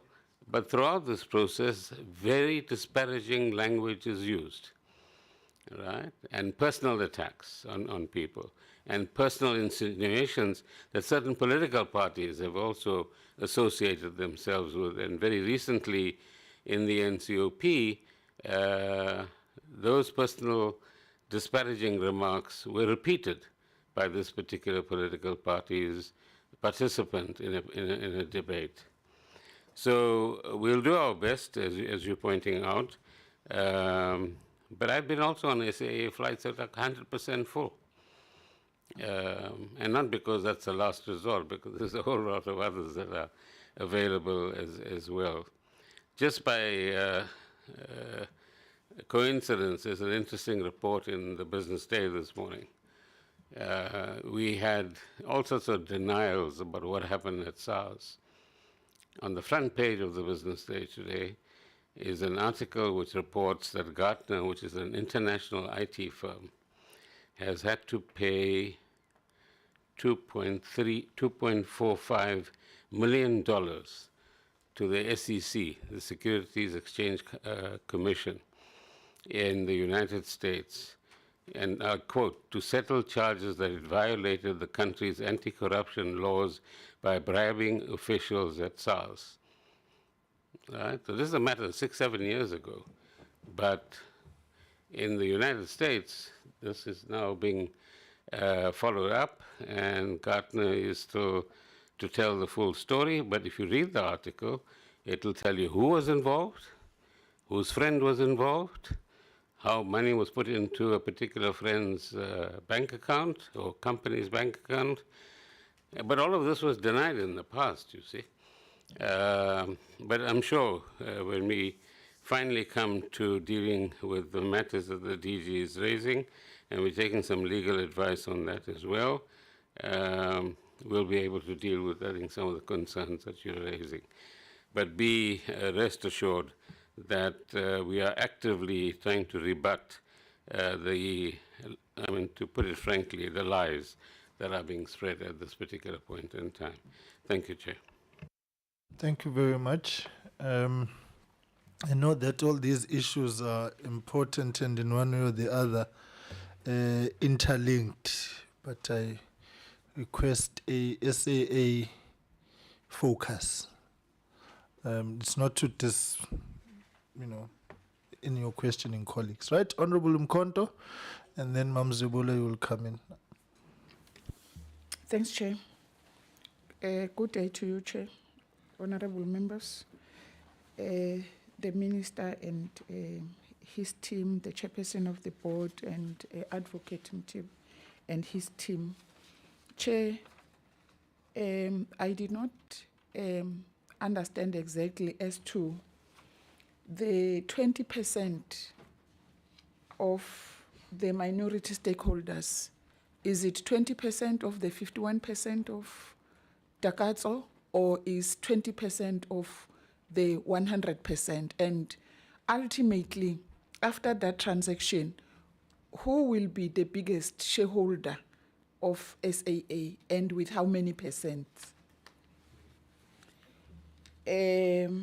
My second question, Chair, is about the employees that have left SAA so as to dodge disciplinary processes that they were about to be subjected to. Have they been replaced?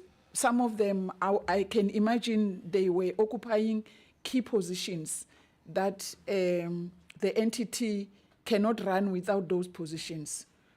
Have they been replaced yet?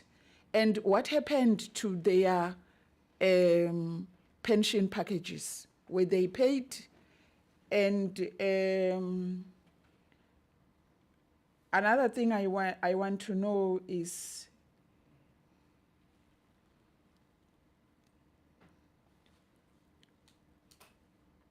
were there any restrictive measures, like maybe blacklisting them, as to prevent them from moving to other institutions or entities for employment from the side of SAA, or they were just let go because you decided to go? It's okay, go. We don't care where you are going to, and continue with your maladministration and corruption activities. My third question, last but one, there were news doing rounds immediately after COVID that SAA was owing Airlink millions of rands. And they even stated as to how the reason they were saying SAA was owing them. If that was true, how much was owed to A-Link, and was that settled? If it was settled, when was that amount settled with A-Link? The last one is a comment, Chair. It's good to learn that most of the cases that the advocate Mtibe and his team have referred to, they are going to be concluded August 2023, if I was following his presentation very well. Because, Chair, we have to conclude these matters so that we are all able to focus on the new role players, because there might be a lot of things wrong things that are happening, but these processes, because they continue endlessly, we can't be able to focus on the new role players, because the new role players have to be able to account as to exactly what is it that they are doing, and the recovery plans that they are presenting, are they moving forward? Are there benefits to this entity? But if we always focus on what the previous role players were doing, we might at some point lose focus on the new role players. Thanks, Chair. Thank you very much. Can you get responses to those questions? Mzibula, stand by. Thank you very much, Honourable Member. Just to respond on this, the first question that the Honourable Member asked, I need to indicate that Takatso is a special purpose vehicle that has been implemented that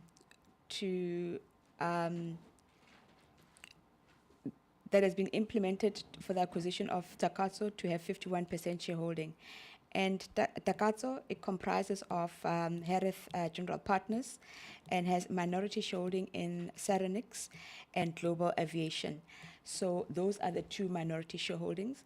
So once the deal has been finalized and completed, government will be a 49% shareholder, and Takatso Consortium, comprising of these entities, will be a majority shareholder, which is going to be 51%. Thank you. On the second question, Honorable Chairperson, about the employees who left, have they been replaced? No, and not necessarily. It is a challenge, Chairperson, because as you would have picked up from the presentation, some of these investigations are still continuing. So we are not able to act decisively against any employees until we have what the SIU has just announced as disciplinary referrals, where we have had about 3 recently, and on all those cases, actions have been taken. The SIU emphasized recently to us that even though, or if when we realize that there is a staff member, particularly given people at significant positions who are in the process of resigning or they are leaving, if they are being investigated, the matter is brought to our attention for appropriate action to be taken. There is about the issue of blacklisting. Indeed, when the entire process has gone to where we have particular names, that blacklisting process will be instituted. But we are very careful, Chairperson, that in re-employing, if there's any need to re-employ, we ensure that no one rejoins South African Airways when they have a cloud over their heads, that are being investigated, etc. On the question of pensions, we have tried on one matter. There is a matter currently in the Kempton Park court where it started against and around the issue of the travel rebate scheme, which was one of the most abused financial area in SAA, where when the employee left, South African Airways put an estoppel on the pension of the employee. In democratic South Africa, the employee went to the public protector to complain that SAA have withheld their pensions, and SAA reverted to laying charges as a way of recouping the funds that could be proven that the participation of this particular employee in that scheme, which was quite an elaborate process. So where we can, Chairperson, we do, but it is a very challenging process, and our wish is to do better than what we are doing currently. Thank you. Thank you much, Mam Zibula.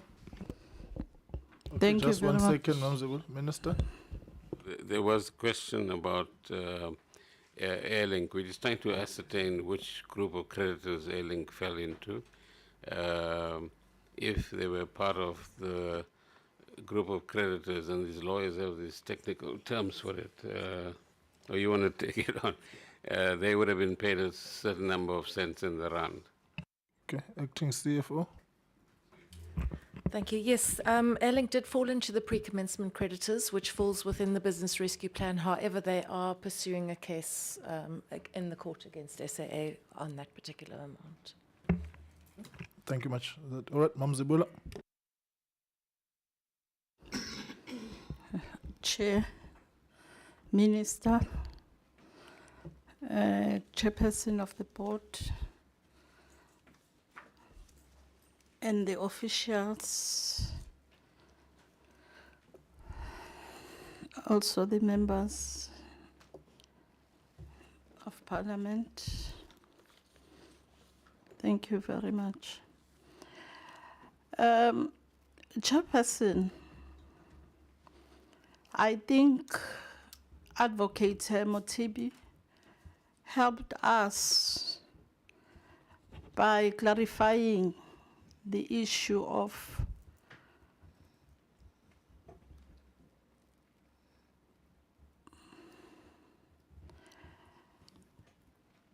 I'm sorry. I think Advocate Motibi have more clarified the issue was giving us problems with my colleagues here, whereby we found that people, when they leave, people that they will do wrong and they won't be disciplined. That was giving us a problem a bit amongst ourselves, because as it is, we're sitting here because of the pace of the public. How can you explain that to the people, that people was not disciplined because they left job? So it did convince us with those clarifications.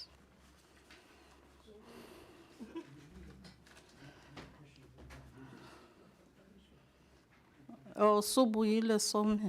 Okay, let's not disrupt us, please, with your return.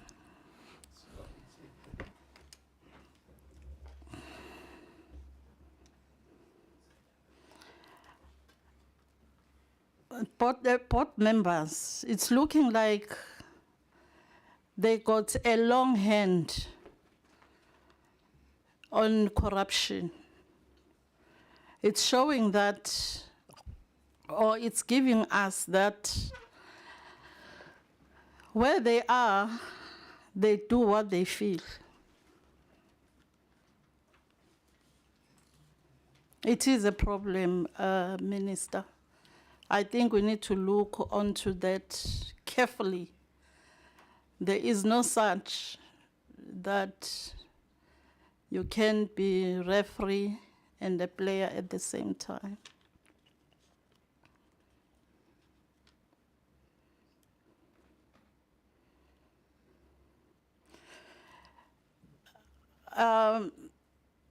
Minister raised the point of that time there was a wage negotiations was led by NUMSA. I do understand, Minister, what you're going through, but at the end, the workers, they need the earning. I saw, I think, not yesterday, day before, whereby, as it is, we're talking so much about the ESCOM, wage negotiations are sitting because people, they want their earning.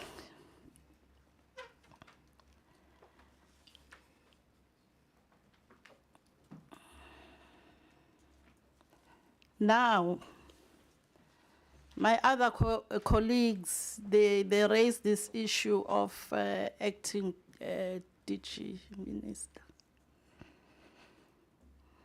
It touches us if a person will stay over and over being a DG. But we'd like to know from you, Minister, when that DG will come permanent in the job.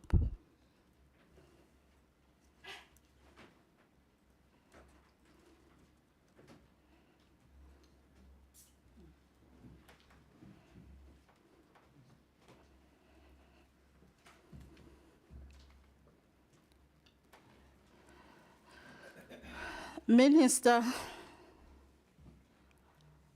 we missed SAA so much. I'm from KZN. We're going with other airlines. We are not happy. We are so used of our own. Please, Chairperson, something must be done. You'll talk to your team and make sure that we're going back home. SAA is our home, I thank you. Thank you very much. Can we get responses to that set of questions? And I align myself with the last one. I'm a Durbanite. I was waiting for that. Who's not flying on. Yeah, you know, Minister, the other day, I think I was in Joburg, and the aircraft tails, it just looked like FlySafair has become the new national carrier. Mm-hmm. You look at the screens there if you arrive at the airport, whether it's a departure screen or an arrival screen, the screen is pink. So anyway, I'm a Durbanite who's not flying SAA to Cape Town. Over to you to get responses to those. Well, Chair, that's business, you see. You leave a little vacuum, they will take it, and if you don't leave the vacuum, they will use all sorts of means, which the CEO of Airlink, for example, has used over the years, which I'm very familiar with, so he can come and contest it if he wants to get SAA out of the way. So, and you're absolutely right about the different colors, but SAA would not have featured at all had we not taken the business rescue route, got the backing of government, in fact promoted by government, and moving in the right direction. I think the honourable member is absolutely right about the previous board, but the previous board was there as part of the state capture campaign. So I'm very encouraged that the SIU is looking at the diverse set of issues that they've actually presented to you. The only area that I think all of us would be impatient about is the gap between what can be potentially recovered, which goes into billions, and actually recovered, which is 14 million or thereabouts, Mr. Mutivi. So we need to make a deal on that one. And the more money that we can get, the more SAA will have the capital to do what it is required to actually do. On the question of the acting DG who's sitting next to me, remember that we couldn't do anything until the disciplinary process was over. And we have to now go through a process of advertising, etc., etc. So we'll be looking at that internally. On the Cape Town, Durban, Cape Town route, I leave it to the honourable member on my left to take the responsibility for that. Through you, Chairperson, Honourable Minister, the question is simple. We desire to fly what we call the Golden Triangle, which is Cape Town, Durban, Johannesburg. However, version 2 SAA is run on a much more stricter business principle, in the sense that we do not initiate a route or a destination unless we have done a thorough economic study that we will make money on that route. And the decision goes through a number of governance approval processes where the management team will debate the issue, do the numbers, case study, and it will go to the board. And the board will say, yes, we can start that route. And in certain instances, we also pass that through the DP.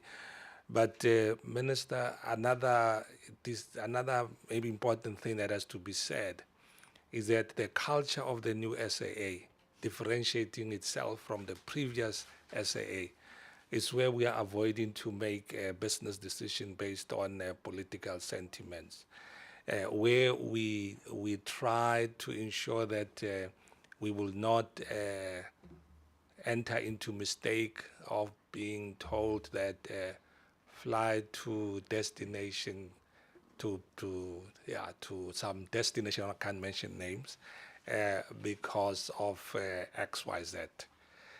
But however, if we had enough stock of aircraft, the Durban Cape Town route is a promising route that is on the horizon.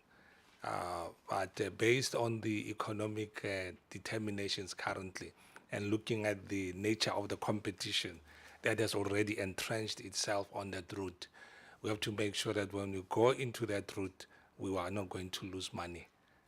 But we wish we will be able to do so soon, make money on that route. Thank you. I've said too much. Then there was issue around unions. There was an issue Mamzebola raised around the unions. We'll take that as a comment. Oh, okay, sure. Yeah. All right, cool. All right, can I just... I'm always the last one, so I want to pose my questions very pointedly. So the outlook is that there will be a modest profit for SAA. And so this is pre-merger or Takatso. Right? So the premise was SAA was finding it difficult to be financially viable, and so an SEP was being brought on board. The challenges, which maybe some can call a perfect storm, in an imperfect reality has now landed us with pressing the reset button and SAA rebuilding itself ground up. So a modest profit is now projected. So pointedly, is there still a need or a basis for SAA to engage in an SEP process if it is recalibrating itself towards self-sufficiency and self-sustainability? Because it was crisis and collapse which triggered the need for an SEP. Listening to yourselves, you are saying SAA is coming out of the woods and there is a plan, including the expansion of routes and so on and so forth. So is there a need for an SEP process now for SAA? Or are we selling for the sake of selling? Right. I'm going to put my full set of questions. I'm also mindful of time at this point in time.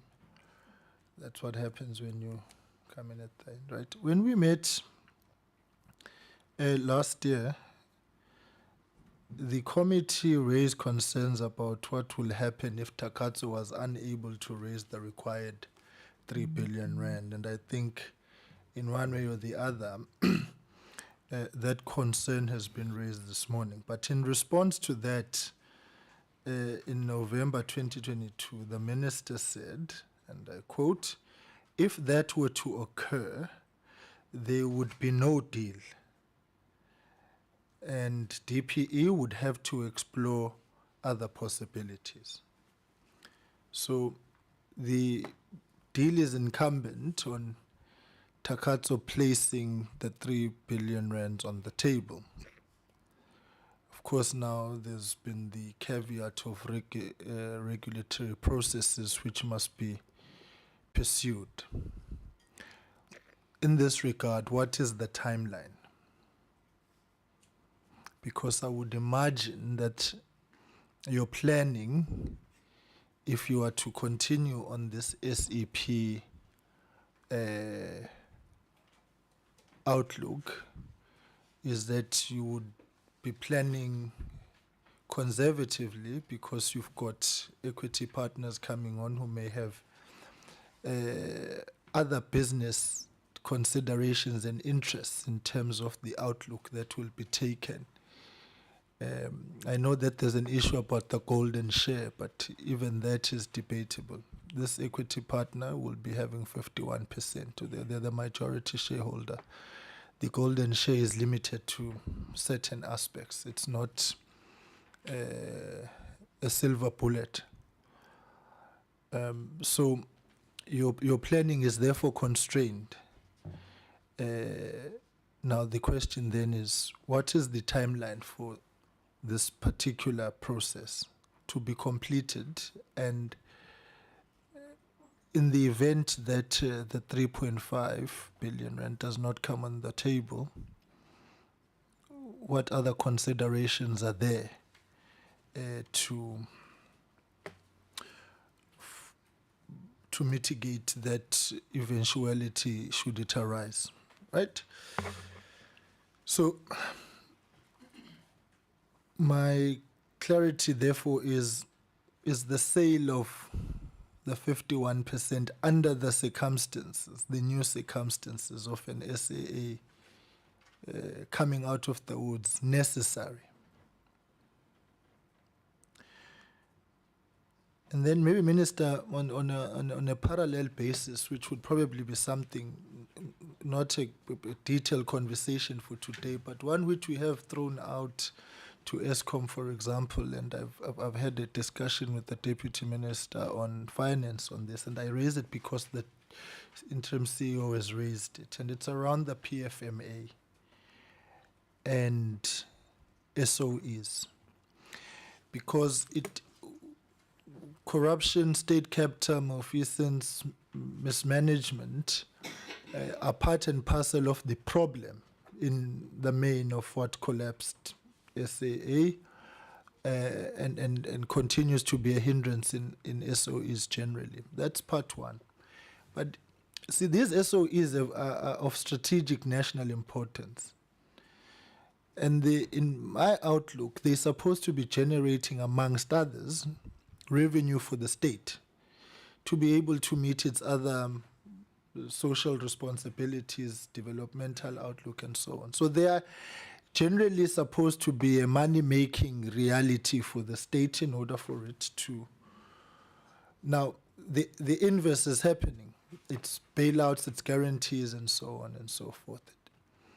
Now, one issue that has been cited has been the complexities and the challenges around the PFMA, in that it does not allow for business agility. See, the interim CEO is speaking about how they have to go through RFP processes, whilst competitors may have other agility that they have. I've made the example with SABC, who's appearing tomorrow, that a disk machine will break in one of the production rooms at SABC. A tendering process will be required. The other two 24-hour station competitors will walk down the road and procure that disk holder, slot it in, and it continues. So, and you'll find many of these examples around business agility, which we must also take the fact that these SOEs are businesses. They have to be run like businesses, and that agility is necessary within the confines, obviously, of the PFMA. Anyway, with that intro, what I'm trying to gauge, Minister, is it not maybe time or an opportunity now to engage with National Treasury and all of us on creating within the PFMA the necessary agility as a response to ensuring that the SOEs can meet their commercial obligations whilst still holding on to the state strategicness in which they have been developed? Because if we are to fix the SOEs, right, we have to look at all the variables, and they are not just confined to corruption and state capture. Those are all factors. Law enforcement agencies must deal with it. But there's other variables to look at, so that we don't come back down the line and say, right, there's other constraints. It has to be a holistic overhaul at this point in time, because the opportunity has presented itself, whatever circumstances are. All right. All right, I think I'll leave it at that. And then, colleagues, once I've received my responses, we will ask a full set of questions, all of us, which will be follow-ups, and then tie it down. Minister, your team, over to you. Thanks, Chairperson, and good questions. So, if I package all of the Takatso-related questions, money, timelines, etc., we, at this point in time, have no reason to doubt Takatso's bona fides.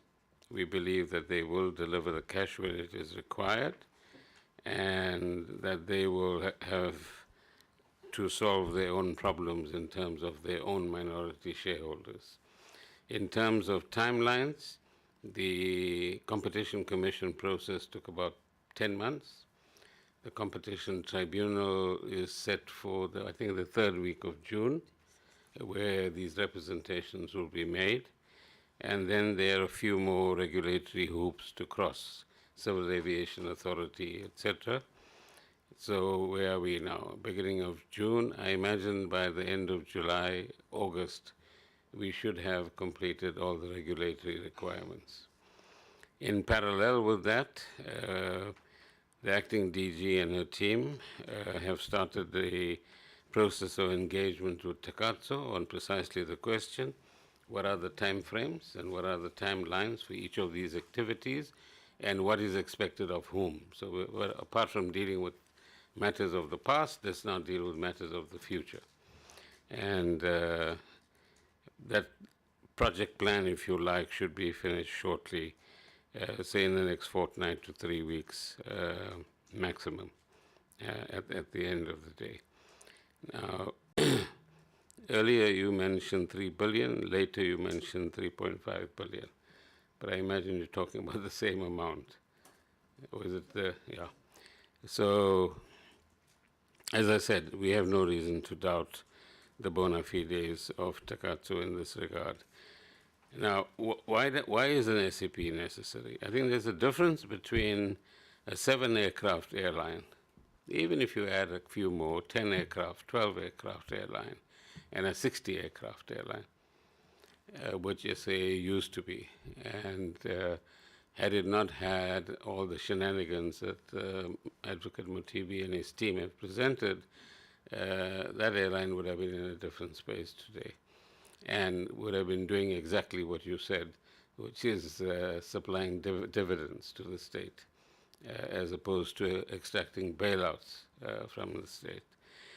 So the additional partner is required in order to put in money which will enable the airline to expand along the lines that the Prof spoke about, meaning in a systematic way based on commercial criteria and a reasonable chance of success of those routes paying back, so to speak, its own cost for a start, let alone the profits that they would actually make in that regard.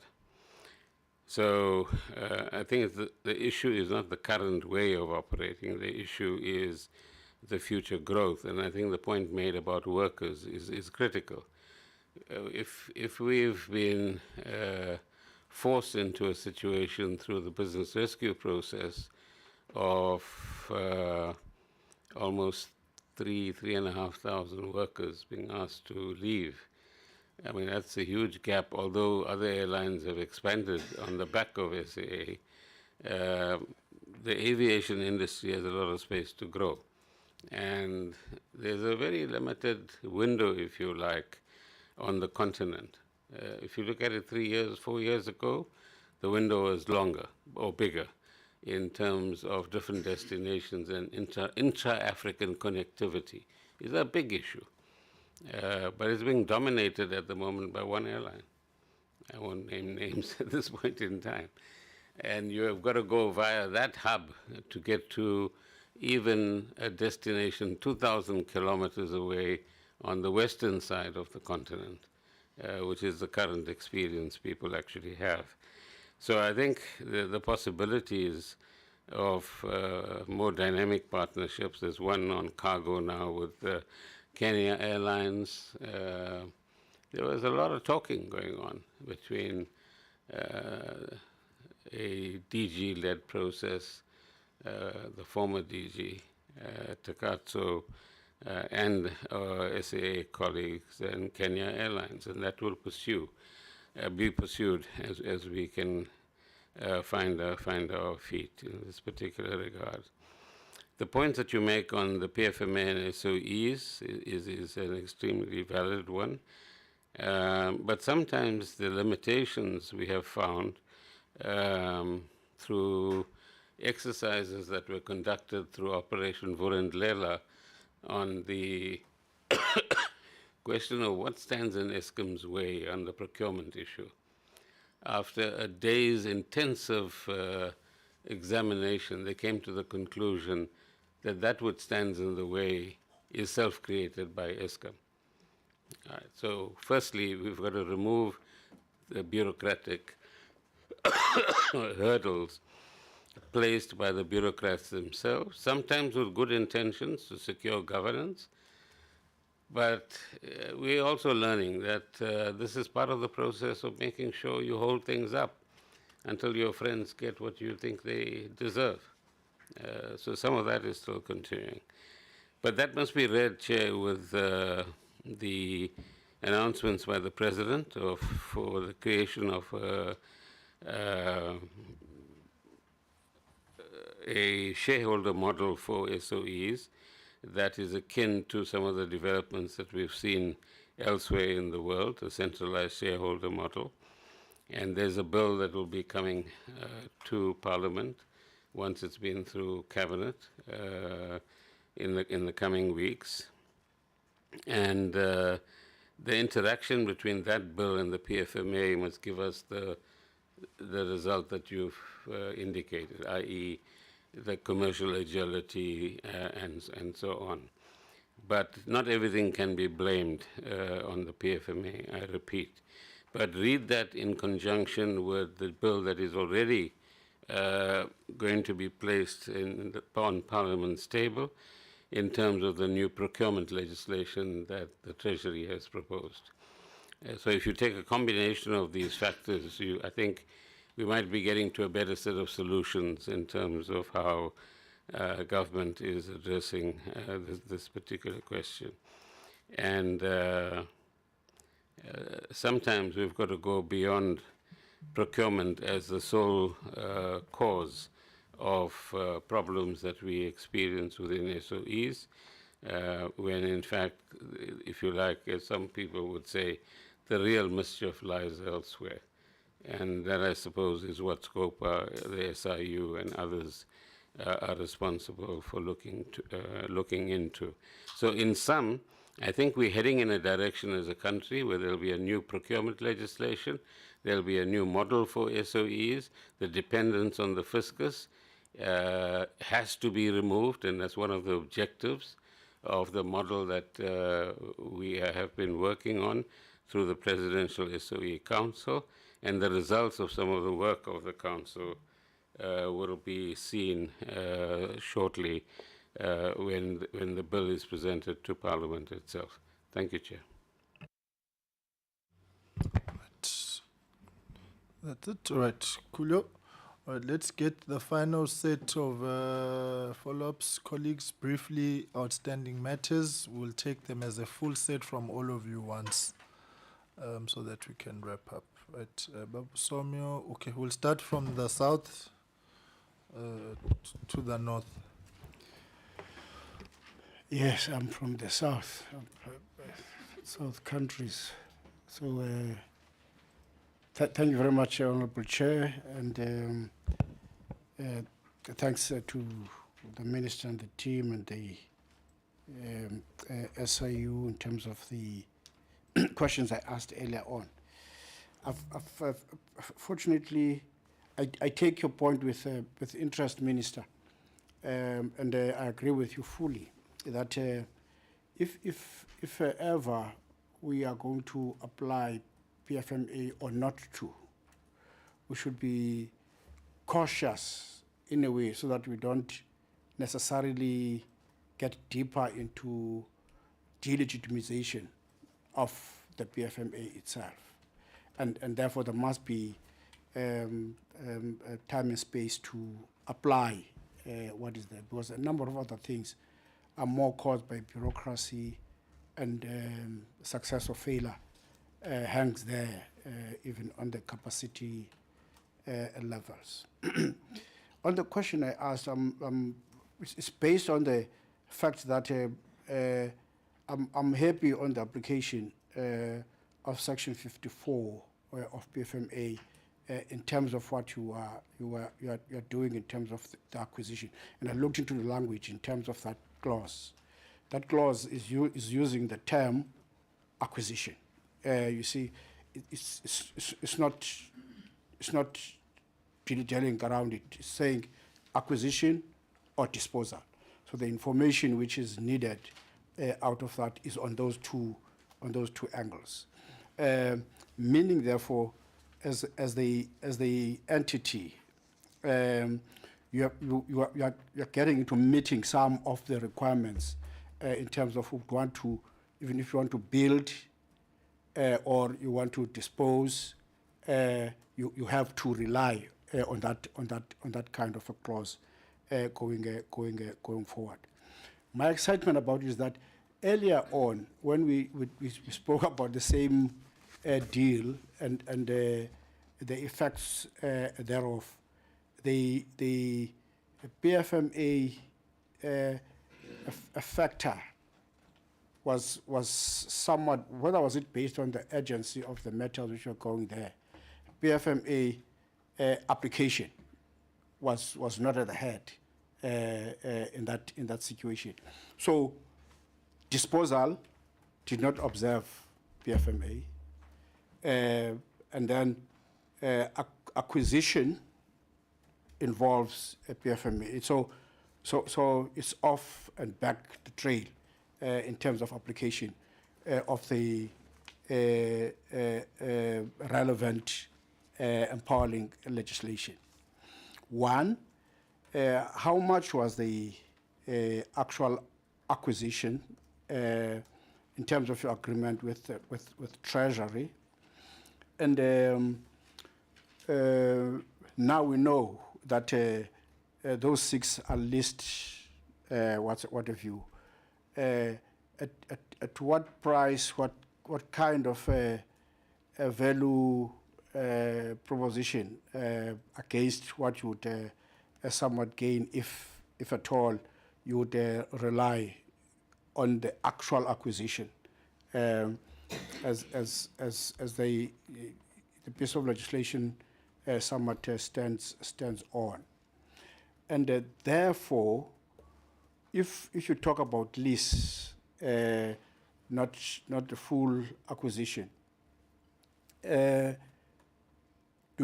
does SAA still have that wing of technical?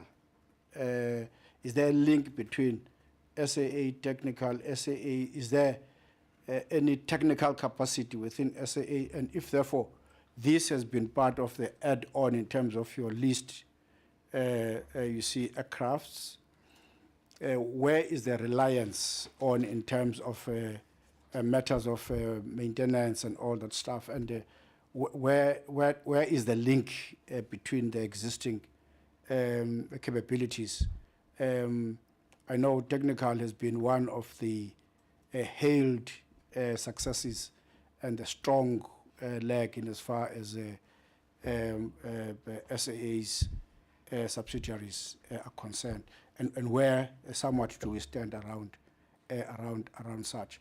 And then on your frame of issues which are going to are determinants of saying now we've arrived at a point of a full disposal. In the presentation of the SIU, we heard about the new matters which have been raised and which have required the SIU to get into them. You see, is it possible that such matters should match the speed of where the entity wants to go, so that there is no delay around those matters in terms of a clarity on them and the pursuance of such, if we arrive at that point, so that where the disposal process is looking at in terms of the timelines, there's absolutely no sort of delay around such, because it somewhat comes with money. You know, if there's a delay, the state must still provide, and so it eats into the fiscus one way or the other, and therefore, so the minister will have to have that add-on in terms of that frame that he has. If he had 6 matters, that could be better than the 7th matter, but it should as well be fitting into the prescribed timeline, so that there is absolutely no delay around those matters, without negating such, but somewhat looking into it within the timeline, which is a bit necessary. Thank you very much, Chair. Thank you very much, Honourable Liz. Mr. Chairman, 4 quick ones. The first one, how is it been possible to maintain the air license for SAA without being able to provide annual financials for the last 4 years, I think it is? Is there a special deal for SAA? Because I think that's normally a requirement. Then there was, just how many employees are there at SA? Because there was a media report, and I think it was quoting you, Chair of the Board, that there were 2,000 employees. And I think at the end of the BRP process, there were going to be about 1,200. Just how many are there at the moment? That's just a quick one. And then two questions that remained, I think, from our November meeting. We talked about the pilots' training bonds, and we never really got, you were going to come back after the meeting and give us a report on that, if we could please get that. And then the resignation of pilots. My understanding is that since SA2 took off, I think we've had some 14 pilots resign and another 7 on their way or something. Just so stats, please.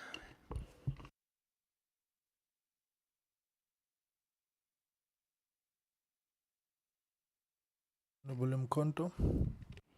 We're just coming in a sequence, colleagues, so that we are... Thanks, Chair. Chair, my follow-up will be on the still 51% of Takatso ownership and 49% of the state. Is this not privatization of SAA? And the consortium with a bigger share, are we still having a state-owned enterprise here, or it has been sold and private owners are having the 51%? On what basis are we still saying SAA is owned by the state, looking at the share ownership? Thanks, Chair. Thank you. Honorable Suwea. Thank you, Chair. In that 51%, 49 deal, who's going to be responsible for appointing the board? And the follow-up about the revenue of the 5.5 billion. If you go to page 4 of the presentation, I want to understand that if that 5.5 revenue, would you say to us that one, you are making a profit, and that SAA, if it continues along those lines of 5.5, it can be self-sustainable? Now, the fourth bulletin there then speaks about over the many years as auditors with the qualified audit opinion. What is the plan to correct that? In light of the fact that there is some form of revenue that you're making, then explain that from that revenue, do you think that if you continue at that particular scale, it can be self-sustainable? Then how are you going to correct the third bulletin? And what are the mitigating factors? I see you're shrinking your face. I'm not sure if you don't understand. We're good to go. Right responses to the full set of questions. So to Honorable Somio,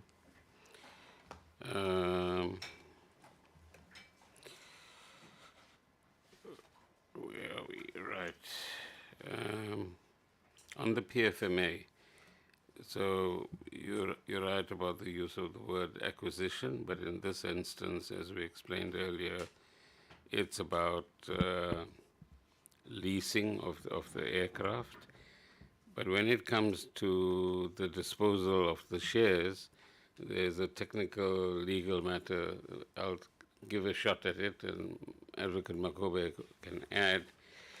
The difference is who is disposing of the shares. So I think what the PFMA covers is when an entity itself decides, I'm going to sell 10 shares, for example. Then it is required to seek the consent through the PFMA process. In this instance, because of what the chair called a perfect storm, pandemic, collapse of the airline, etc. It is the department that was selling the shares once those processes had been completed. And there was a bit of to and fro about the legal interpretation of that, but ultimately both the Treasury and ourselves agreed that having obtained legal opinions, the PFMA doesn't apply in that instance. So where an entity sells its own shares, so let's say the board of SAA independently decided we're going to sell 10 shares, it requires the consent because it's a disposal, as you defined it. But where the shareholder is involved in the sale of shares, it's a slightly different matter. So, Chair, the Advocate of Makobe can add if he thinks I've got it wrong or he wants to make a further point in that regard. On the technical capacity, I think you're referring to maintenance on. The Prof will take that question in a moment. On SIU matters, Mr. Motibe will, I'm sure, respond to that. On Mr. Lee's questions...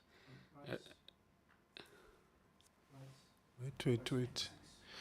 Let them finish, and then if there's anything that's not responded to in this set, you'll just indicate. Babu Somyo, I'm chairing now. You are chairing there at the budget vote. There. There. Yeah, they have that information. I don't. So they are making a note of all the questions they have to answer. The pilots training, resignation of pilots. I mean, I spoke to some pilots myself on an occasion last year, and because SAA or no other South African airline is flying overseas at the moment, and that's the experience that they want. They're going to Middle Eastern airlines.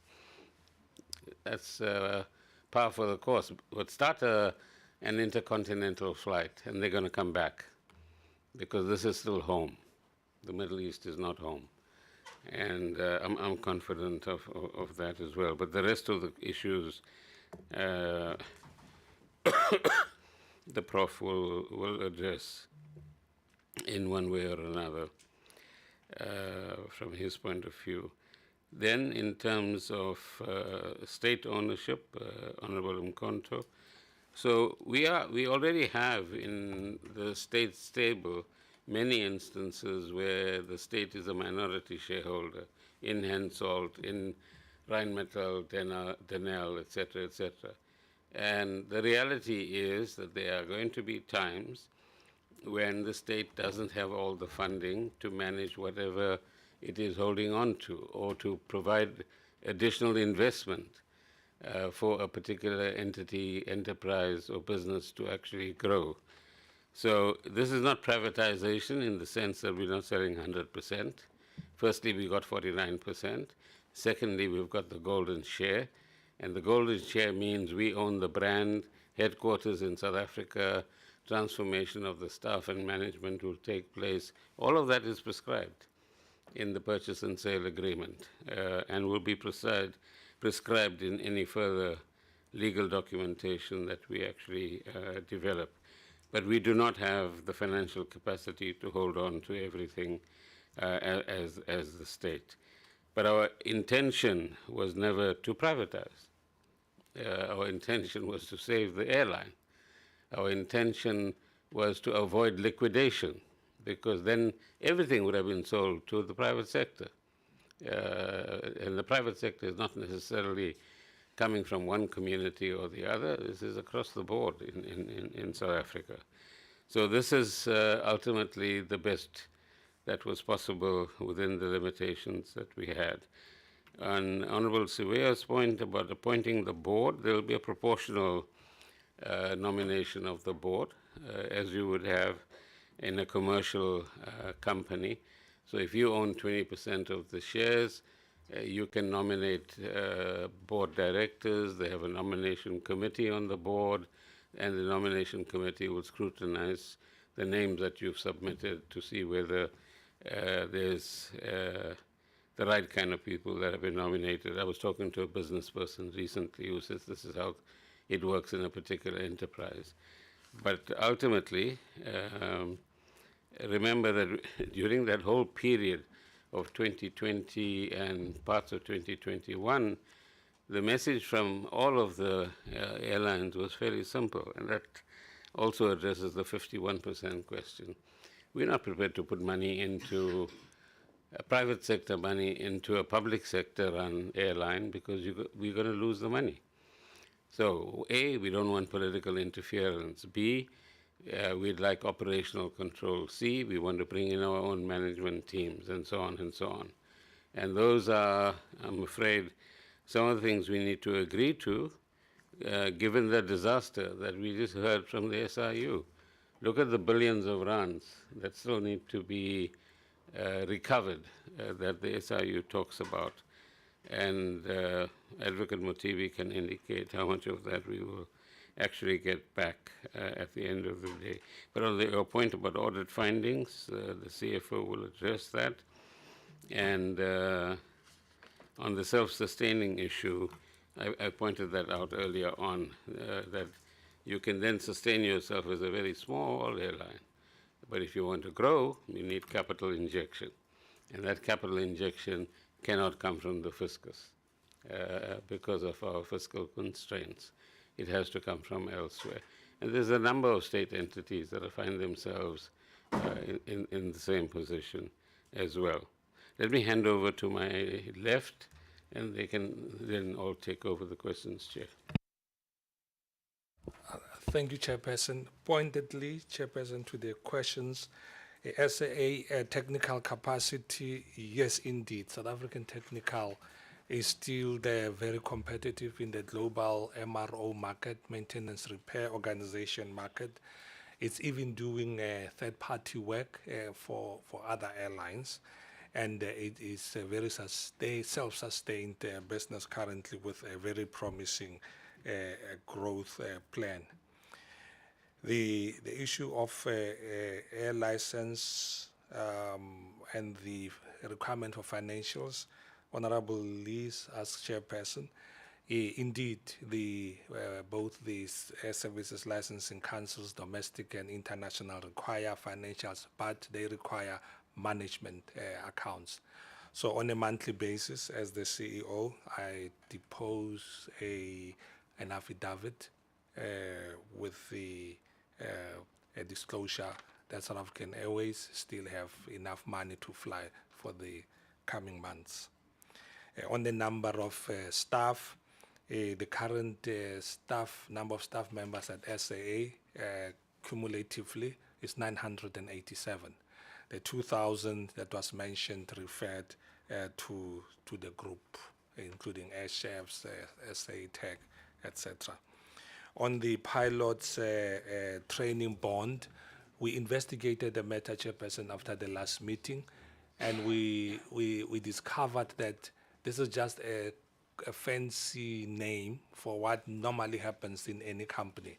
That if a company takes you out for training, for instance, if you are a manager and you want to go and do an MBA that costs 800,000 rand, you sign an agreement that you're not going to resign immediately after that graduation. And if you resign, say maybe 3 months after your MBA, you repay the company the amount of money that the company has invested in your training.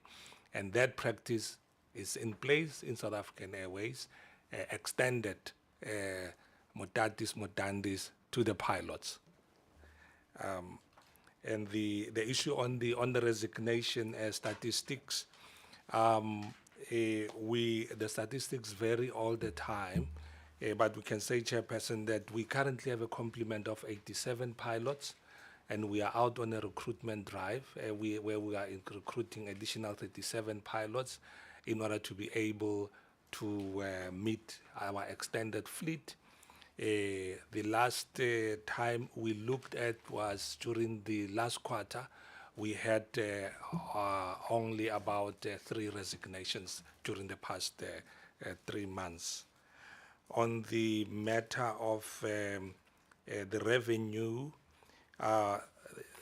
The revenue currently we say it's about 5.5 billion, but South African Airways in 2017, which was the last time the audited financials were declared, reported a revenue of north of 27 billion rand.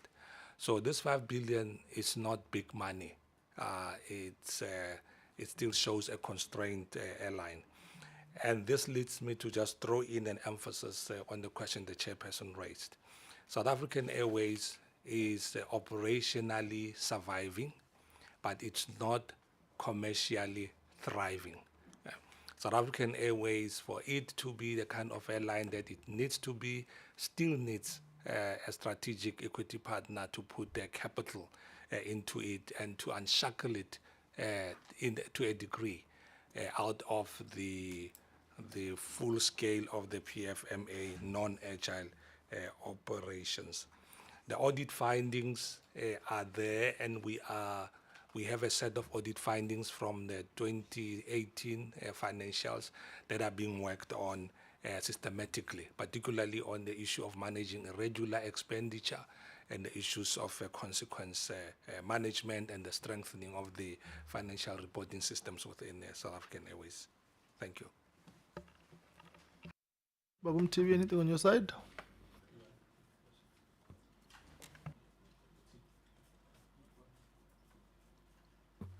Thank you, Honorable Chair. Just a few matters around the assessment of the new allegations. Honorable Somyo, we will indeed may ensure that we speed up the assessment so that there is no doubt of where we stand, and that process has to be finalized speedily so that there's certainty. Indeed, Minister, in terms of the recoveries, as I indicated, that now we stand with the special tribunal having received the Constitutional Court thumbs up. We will now start seeing that process now really unfolding and speed up all the other quantifications that needs to be done in this space so that all the matters has now to be enrolled at the special tribunal so that we can really ensure that we are on the process of recovering speedily. The exact quantum will probably have to wait until all the quantifications have been done, and then we could give a clear indication of the contract values that will be set aside or intended to be set aside at the special tribunal and the possible recoveries. Honorable Mkonto, earlier on you mentioned the issue around the length of investigations. We take that so that indeed, again, so that we close these matters speedily and the airline can really know, where we stand and look forward. But as you may have heard, my colleague at the back indicated, Ms. Kasiba indicated that there were a number of contracts that we were looking at. So we'll probably have to indicate if there are still any other contracts that are outstanding, and if so, how is it that we're gonna deal with that, and we will engage the CEO and of course the accounting authority and then report at SCOPA. Thank you. All right, let me take this opportunity in all right, Mr. Somyo's question on price.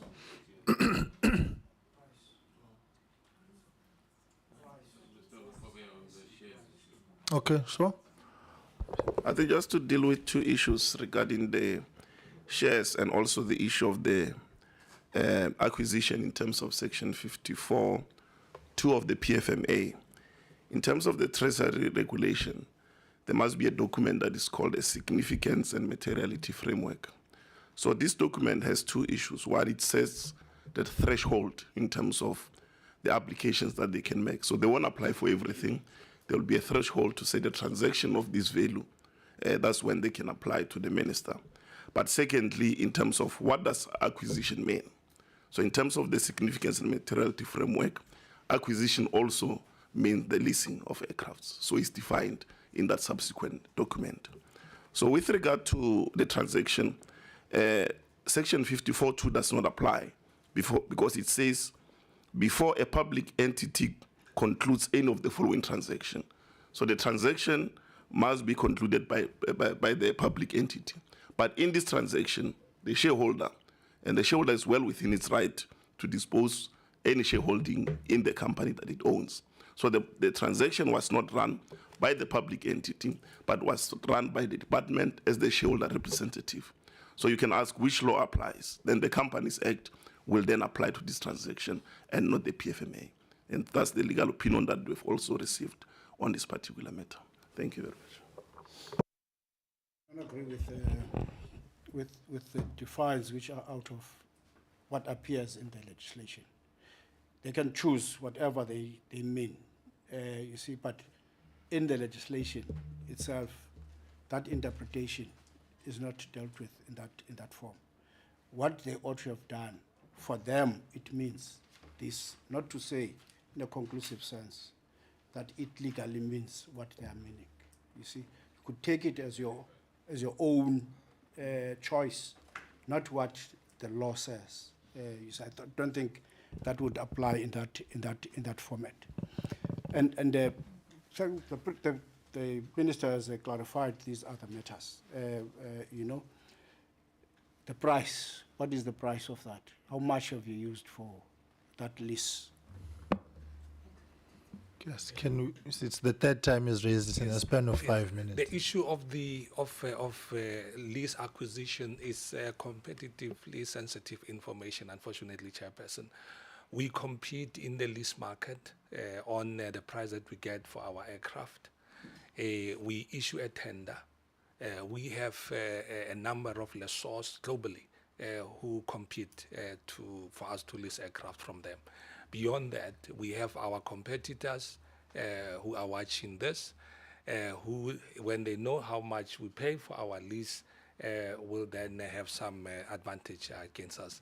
But ballpark is normally between for an A320, which are the aircraft that we are targeting, is normally between the current prices range between 220,000 US dollars to 240,000 US dollars per month.